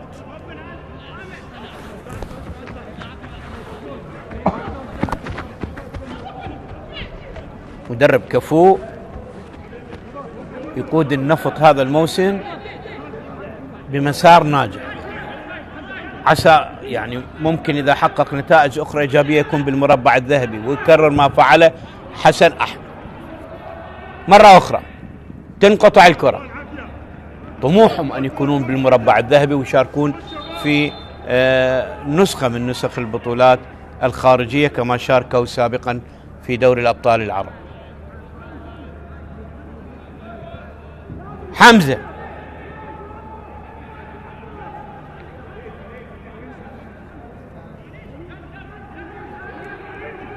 حمزة عدنان تلعب الرمية الجانبية بالرأس مقطوعة. ستار حمزة بالرأس من جديد تقطع، وإلى رمية جانبية لمصلحة النفط. ستار ياسين سريعة من ستار وكرة إلى الخارج لمصلحة نادي النفط. لحد الآن لم يرتقي مستوى الأداء إلى مستوى مقنع من الفريقين. النفط يسعى لأن يكون في المربع، هذا يتطلب تحقيق النقاط الثمينة.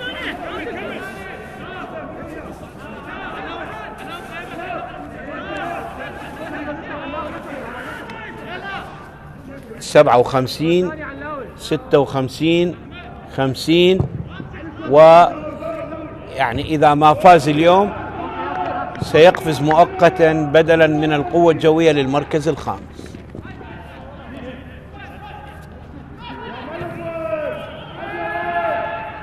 كرة اللعب عادت إلى حارس المرمى علي ياسين. علي إلى كرار إلى رامسيس اللي يستقبل الكرة. جويل، شوف هذه الحالة. ديار يا أخي، أحمد صبري، أحمد خالد، مرة أخرى أحمد صبري، سريعة ملعوبة الآن. ستار تلعب وتبعد من وائل بن عثمان. سجل خطأ مرتين في شباك فريق.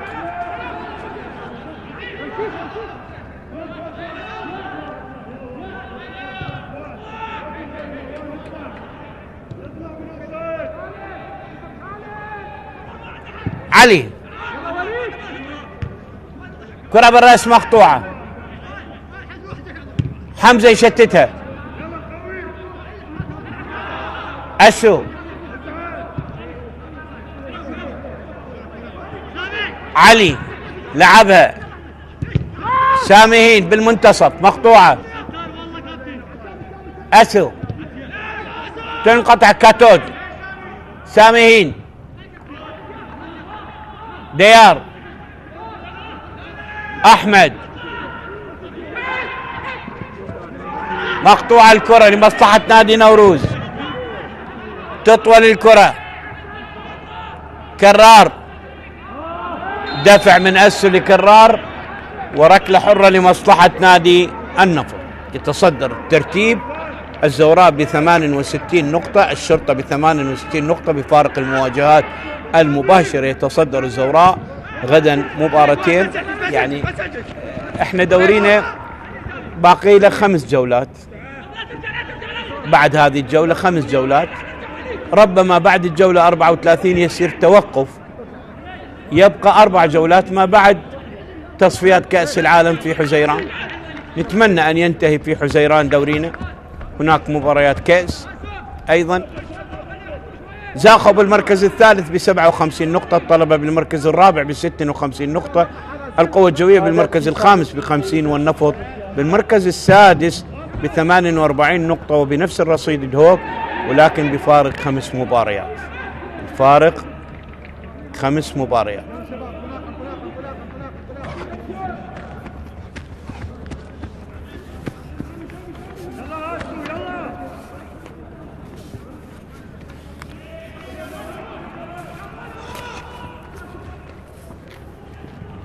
كرة اللعب لأحمد محمود،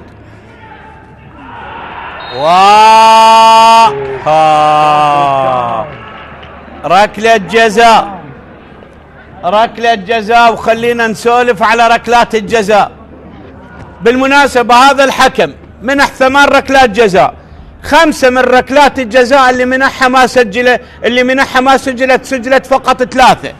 بالنسبة لنوروز 4 ركلات جزاء عنده، 4 ركلات جزاء عنده على دهوك وعلى النفط في الذهاب وعلى ديالة وعلى نفط ميسان وعليه، وإلى واحدة أهدرها مروان حسين أمام الحدود.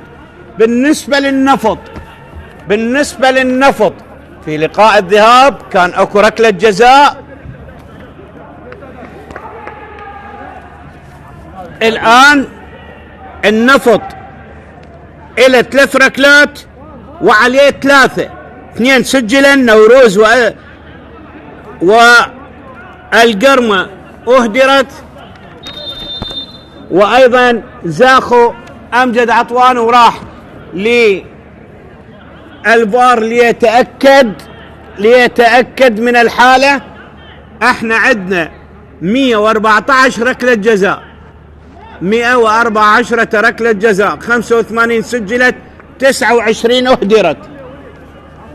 وهذا الحكم الدولي علي حسين منح في مباراة الكرخ والجوية 3 ركلات، في مباراة نفط البصرة وزوراء ركلتين، في مباراة نوروز ودهوك ركلة، وفي مباراة الطلبة والشرطة ركلة.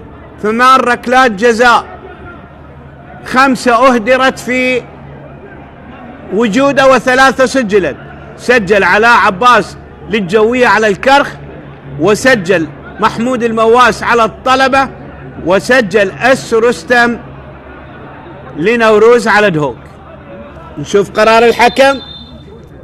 ماكو ركلة جزاء، ماكو ركلة جزاء. ارتاح عادل شوية، ارتاح عادل شوية.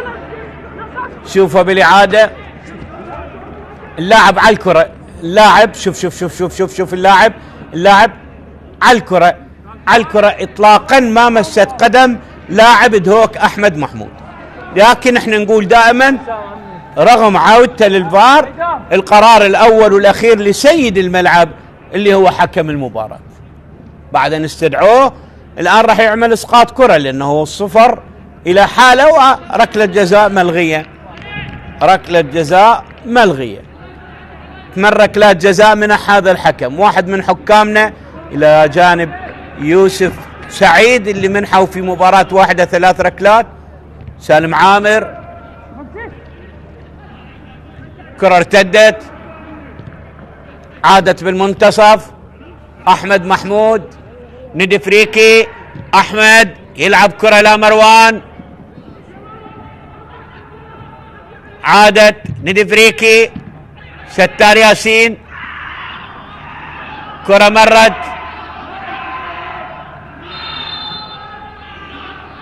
اليوم الصراخ يعني علي ماجد بالسلامة، علي ماجد بالسلامة، وإنذار على ما يبدو لمروان حسين. خلينا نشوف هل هناك بطاقة صفراء، هل هناك بطاقة لمروان أو لأحمد محمود؟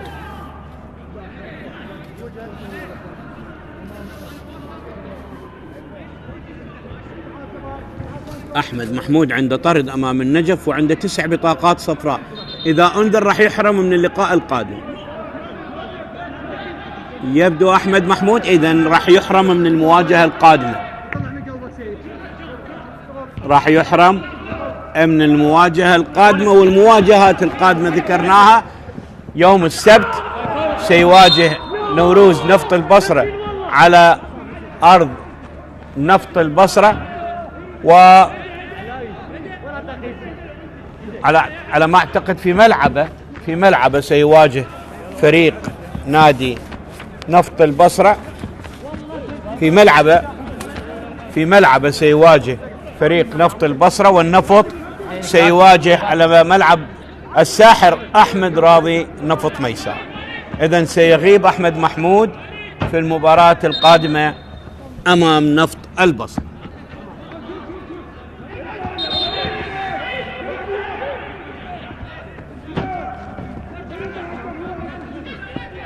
حكم اللقاء عماد عيسى. حكم ينبه من؟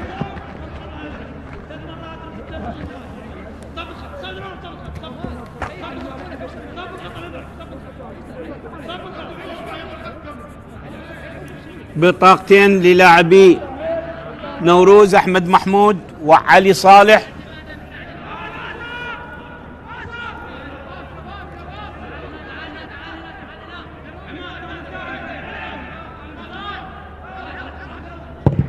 تلعب من عماد عيسى، ديار، كاتوج، أسو. بدأ يلعب على الطرف ودفع مروان إلى العمق.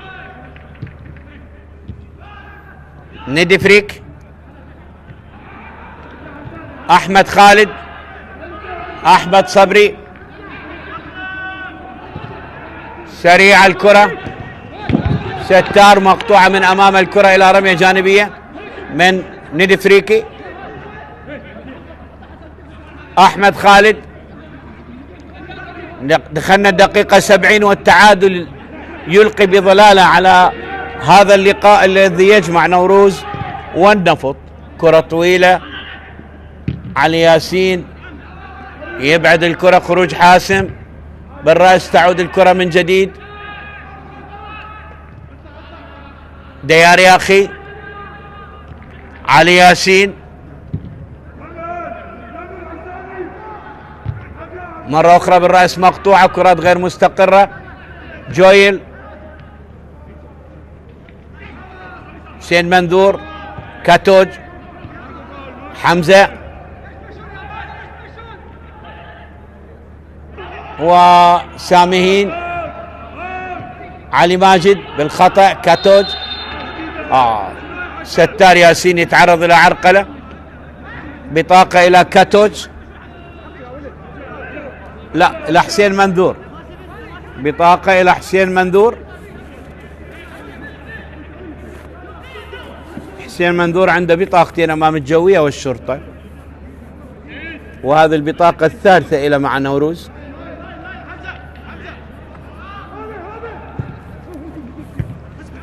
ثالث بطاقة للاعبي نادي نوروز في لقاء اليوم.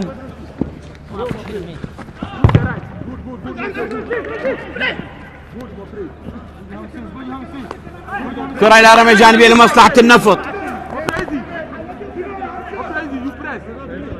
19 دقيقة تفصلنا على النهاية والتعادل السلبي قائم.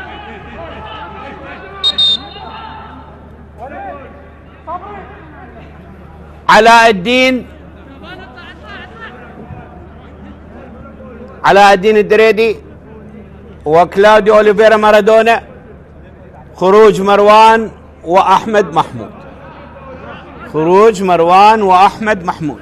أول تغييرين يجريهم المدرب قحطان كثير، يدخل كلاديو أوليفيرا لاعب مهاجم، وعلاء الدين الدريدي التونسي يدخل في لقاء اليوم.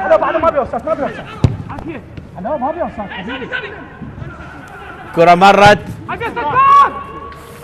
حارس المرمى وعلى دفعتين يتمكن منه. طبعا علاء الدين 9 مباريات، هذه العاشرة له ويدخل. أوليفيرا 23 مباراة 4 أهداف، صنع 5 فرص ثمينة، غاب عن الطلبة الزوراء الشرطة ديالى القرمة الجوية القاسم والميناء.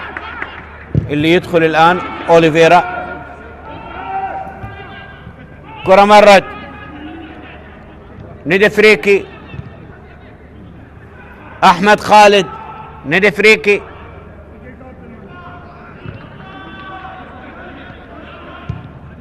حسين مندور، حمزة، طويل الكرة وعلي ياسين. علي ياسين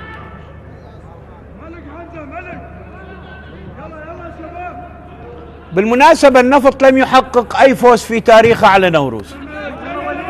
النفط لم يحقق في تاريخه على نوروز. حتى في بطولة الكاس تعادلوا بدون أهداف عام 2021 وفاز نوروز بركلات الترجيح 4-2. التقوا في الدوري العراقي 8 مواجهات، في 6 مواجهات، 2 لنوروز و4 بالتعادل. أول فوز أو لا النفط حقق فوز 3-1 على نوروز في موسم 22-23. حقق فوز على نوروز 3-1 في موسم 21-22-23. أحمد عبد الرزاق، حسام جاد الله وكرار محمد. ونوروز حقق فوزين 3-1 أيضا في موسم 23-24 وبهدف واحد في الإياب. آخر مواجهة تعادلوا مرتين 1-1 ومرة 2-2 ومرة 0-0.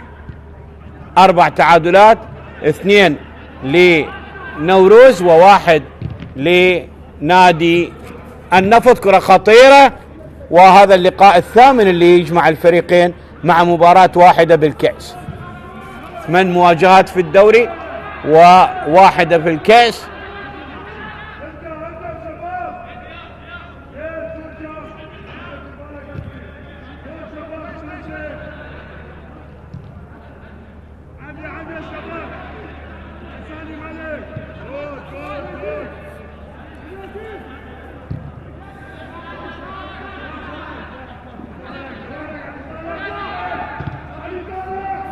سجل نوروز 9 أهداف والنفط سجل 8 أهداف.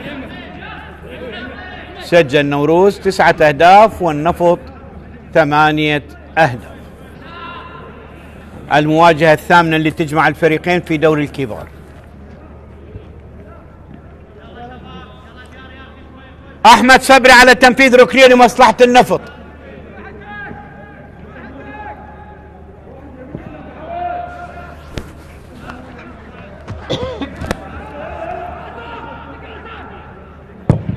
تلعب الكرة بالرأس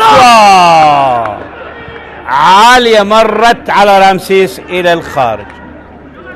كرة إلى الخارج وفرصة تضيع للتسجيل. شوف الكرة ملعوبة، رامسيس من مكان مستريح لعبها بالرأس إلى الخارج، كان ممكن أن يلعبها بشكل أفضل. ضاعت فرصة ثمينة للتسجيل على فريق نادي النفط. ركلة مرمى لنوروز.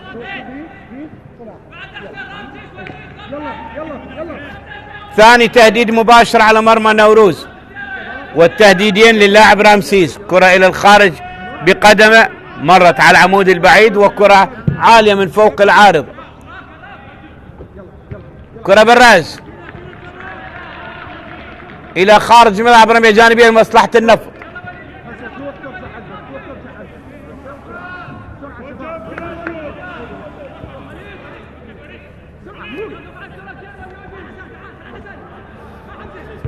بالراس تنقطع.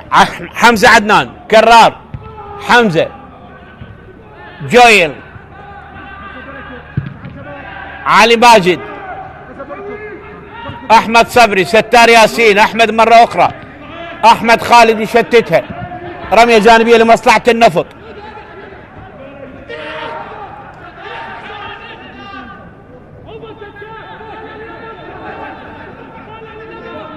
احمد خالد على التنفيذ.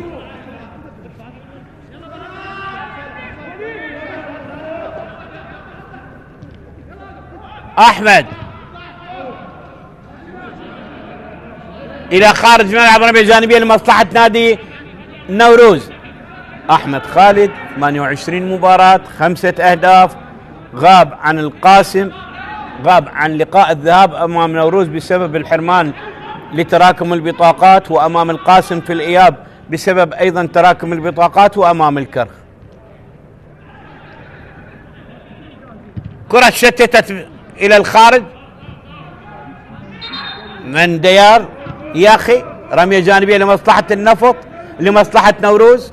احمد صبري امامنا بالصورة، 30 مباراة 5 اهداف. حسام جاد الله يدخل، حسام جاد الله 26 مباراة يدخل بدلا من احمد صبري، 26 مباراة 3 اهداف، 10 اساسي 16 بديل.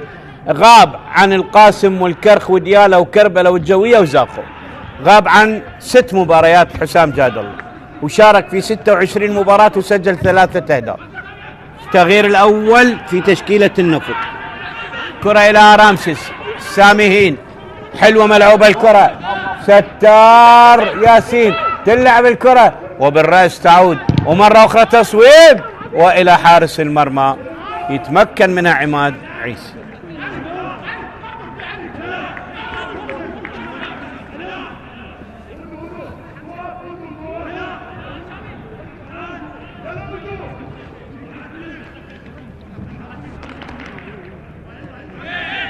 كرة تبعد من علي صالح وتعود مرة أخرى لحارس المرمى.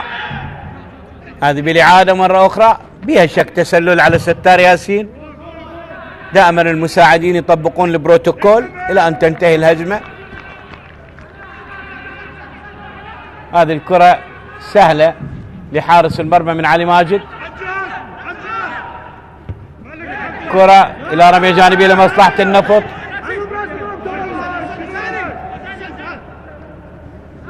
دخلنا الدقيقة 80 من عمر المواجهة، يبقى التعادل قائم.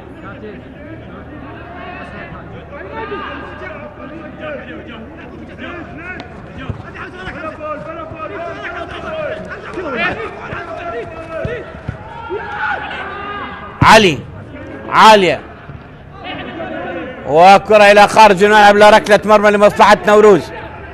حسام جاد الله، طالت عليه الكرة، ركلة مرمى لمصلحة نوروز.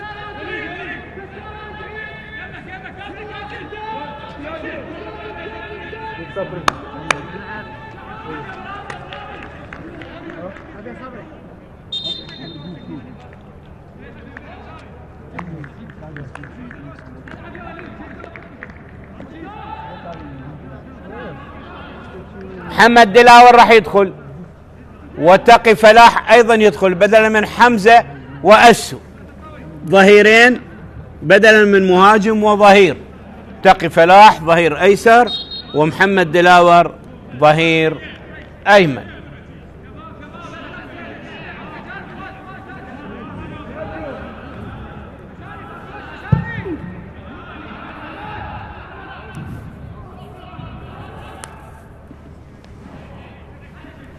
كرة مرت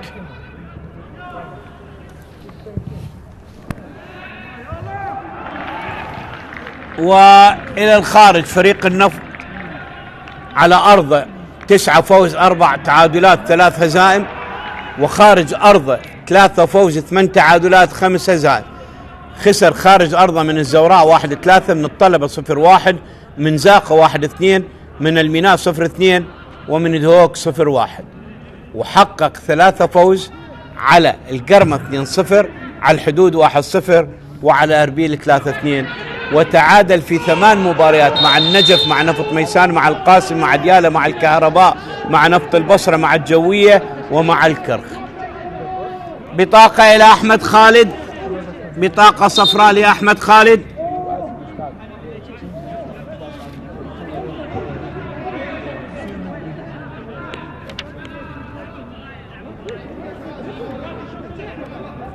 أول بطاقة لهذا اللاعب أحمد خالد.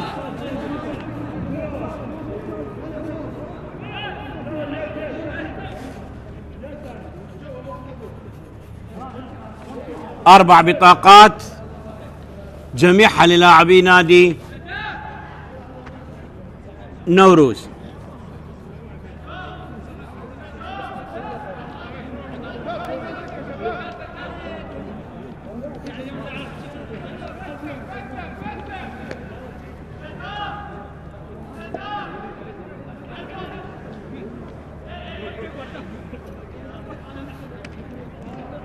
خطأ لمصلحة نادي النفط.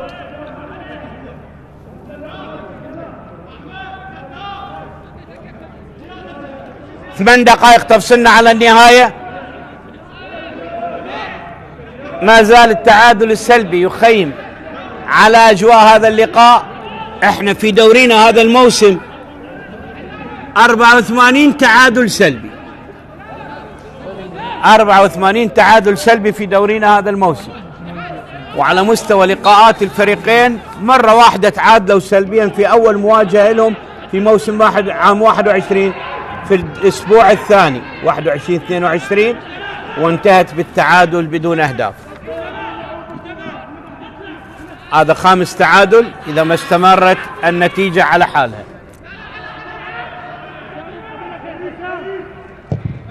تلعب الكرة راس وجول.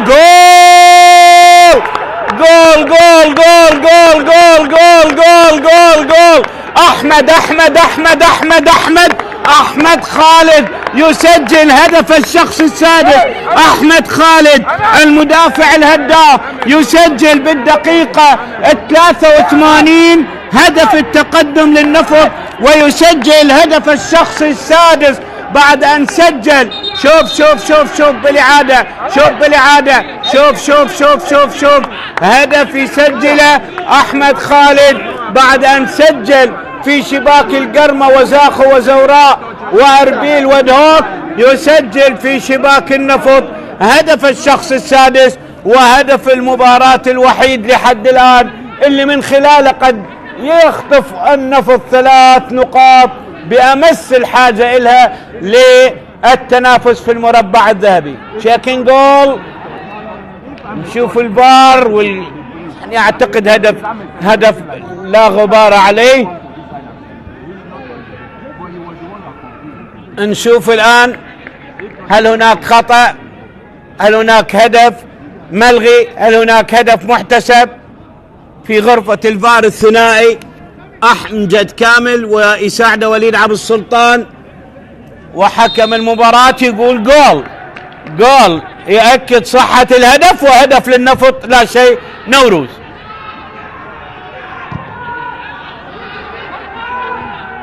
كرة عادت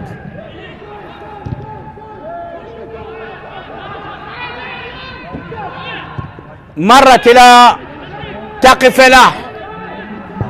تقي يلعب الكرة، تعود الكرة من جديد.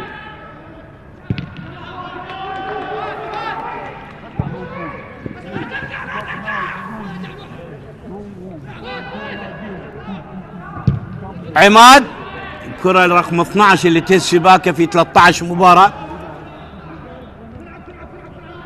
كرة عادت. أحمد خالد رمية جانبية، هو دفع بمحمد دلاور كلاعب وسط ودفع نادي فريكي إلى الأمام.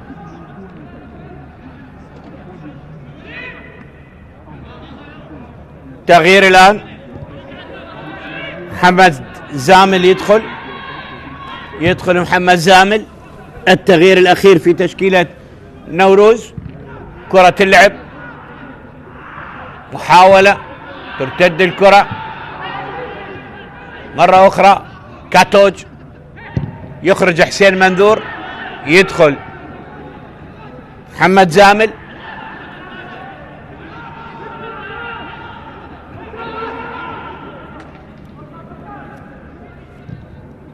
سريع الكرة نادي افريقي ديار يبعتها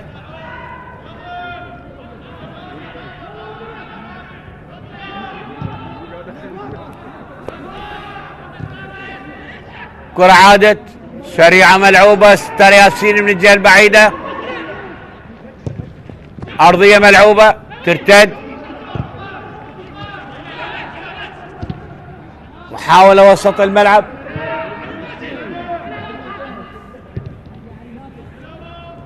سامهين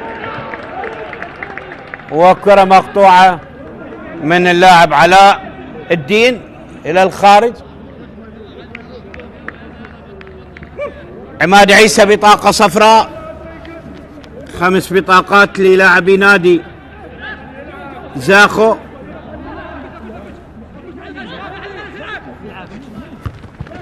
كرة ترتد عنده 4 بطاقات وأيضا نذر في لقاء الذهاب وينذر في لقاء الإياب أمام النفط. 4 بطاقات انذر في الذهاب أمام النفط والطلبة وزاخو. وكرة خطيرة خطيرة خطيرة سهلة إلى عماد عيسى حارس المرمى.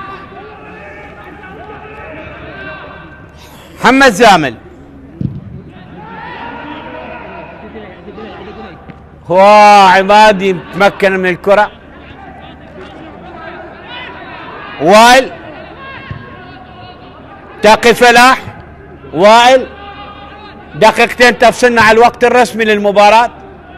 محمد دلاور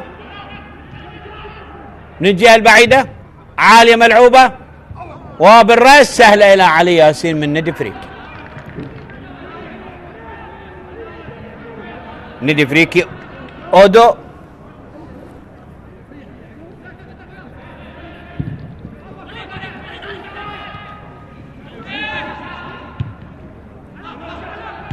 سهلة إلى علي ياسين.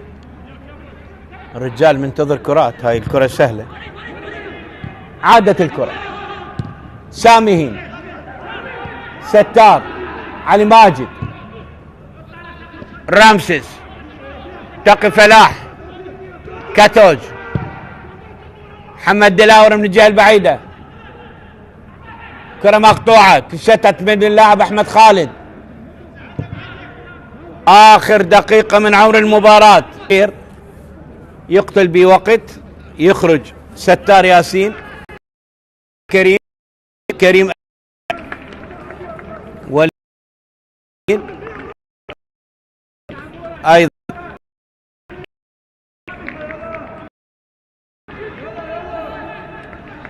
رضا وعمار غالب ورضا فاضل مهاجم بلاعب وسط. يحاولون يقتلون الوقت. إذا ما ضمن النفط الفوز سيحظى بالنقطة 51 ويقفز مؤقتا بدل القوة الجوية إلى المركز الخامس. الجوية عند مباراة غدا أمام كربلاء. والنفط يحقق الفوز 13 في هذه المباراة بينما نوروز يتعرض للخسارة 13. 5 دقائق وقت محتسب بدل ضايع. نلعب الدقيقة الأولى من الوقت المحتسب بدل ضايع. هو في عالم المستديرة ال5 دقائق طويلة. أكيد النفط بعد نوروز بعد ما عنده شيء يخسر. راح يلعب مفتوح ويندفع إلى الأمام. رضا خطأ لمصلحة النفط. هسه النفط راح يلاحظ اندفاع نوروز. عليه أن يمتص هذا الاندفاع بالاحتفاظ بالكرة واللعب بساحة ملعب نوروز. علي ياسين أفضل وسيلة للدفاع هي الهجوم. احتفظ بالكرة والعب بملعب المنافس حتى اقتل وقت. فريق نوروز بعد ما عنده شيء يخسره راح يندفع. خطأ ضد اللاعب حسام الدين حسام جاد الله. دقيقة الثانية من الوقت المحتسب بدل ضايع. عماد عيسى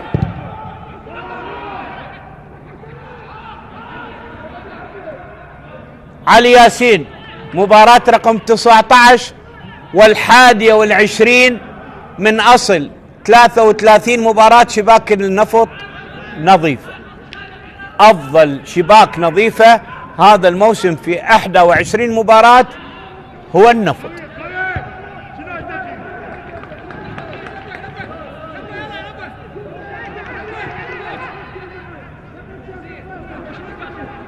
كرة إلى رمية جانبية.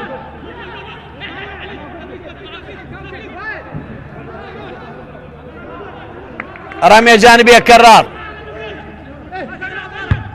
بالرأس مقطوعة. مرة أخرى ترتد من علي ماجد. كاتوج تقي فلاح سريعة ترتد من ديار. عادت من علاء الدين تنقطع. أحمد خالد. أحمد يلعب كرة طويلة. حسام جاد الله طالت عليه إلى رمية جانبية. باقي دقيقتين فقط على النهاية.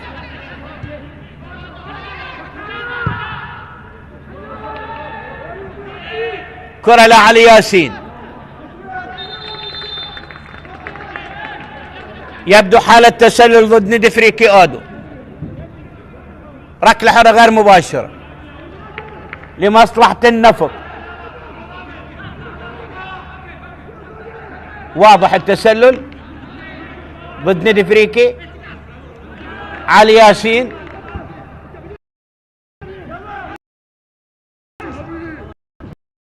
بالراس على كاتوج. خطأ لمصلحة نادي نوروز.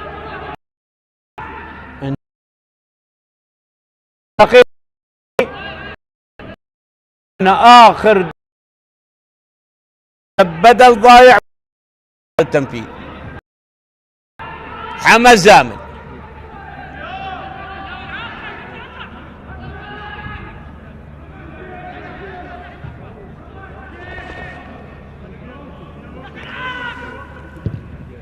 عالية الكرة برأس مقطوعة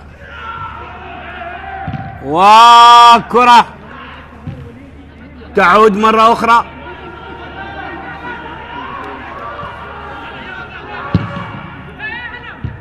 هل يتلقى قحطان كثير الخسارة الثامنة إلى مع الفريق؟ هجمة الآن عمار غالب.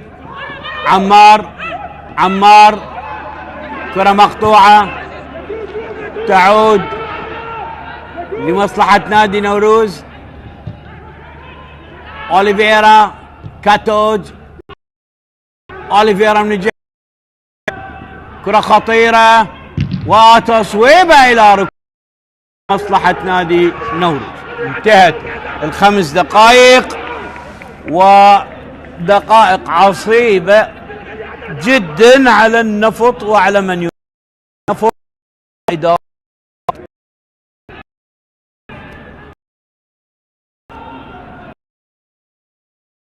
5 دقائق.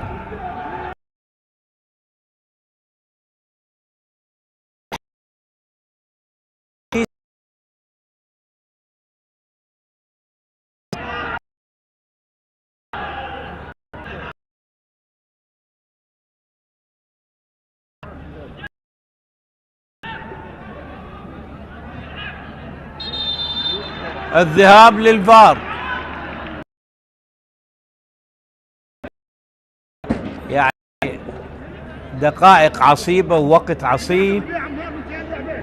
وحكم المباراة شوف الحالة.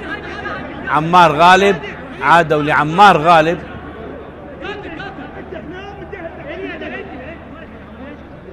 لا ما يعني ما بيها شيء باعتقادي، ما بيها شيء، والقرار للحكم هو صاحب القرار الأول والأخير. باعتقادي ما بيها شيء. هجمة مرت وتوقفت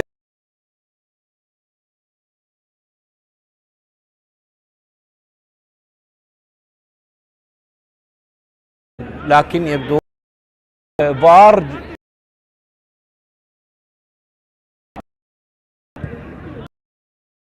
اعتقادي ما بها شيء، لكن يبقى القرار للحكم هو الأخير.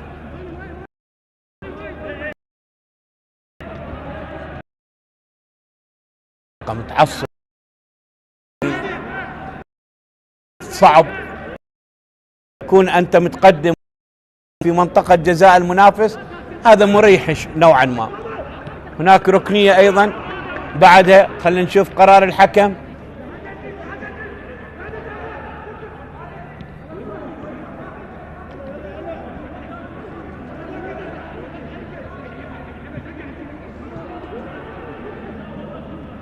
يلا يا كابتن علي، ما اعتقد راح يمنح ركلة جزاء. بعض الأحيان الحكام يتأخرون مو للتدقيق، بعض الأحيان النظام قد يتوقف، النظام قد يربكهم. أعتقد ماكو جزاء، ماكو جزاء، ركنية الآن. وآخر الكرات، آخر الكرات لنوروز بركنية، آخر الكرات، وعمار يطالب بركلة جزاء وركنية، وعماد عيسى قريب من علي ياسين، وننتظر أخطر الكرات، كرة ترتد وخطأ لمصلحة النفط. وعلى ما يبدو الآن المباراة راح تنتهي بفوز النفط بهدف، تنتهي بفوز النفط بهدف، وفعلا تنتهي بفوز النفط بهدف سجل المتألق أحمد خالد بالدقيقة 64 من عمر المباراة. وبهذه النتيجة النفط يرفع رصيده إلى 51 نقطة ليرتقي مؤقتا إلى المركز الخامس. هارد لك لنوروز ومبارك للنفط. سعدت برفقتكم، شكرا لمتابعتكم، وإلى لقاء قادم آخر بإذن الله.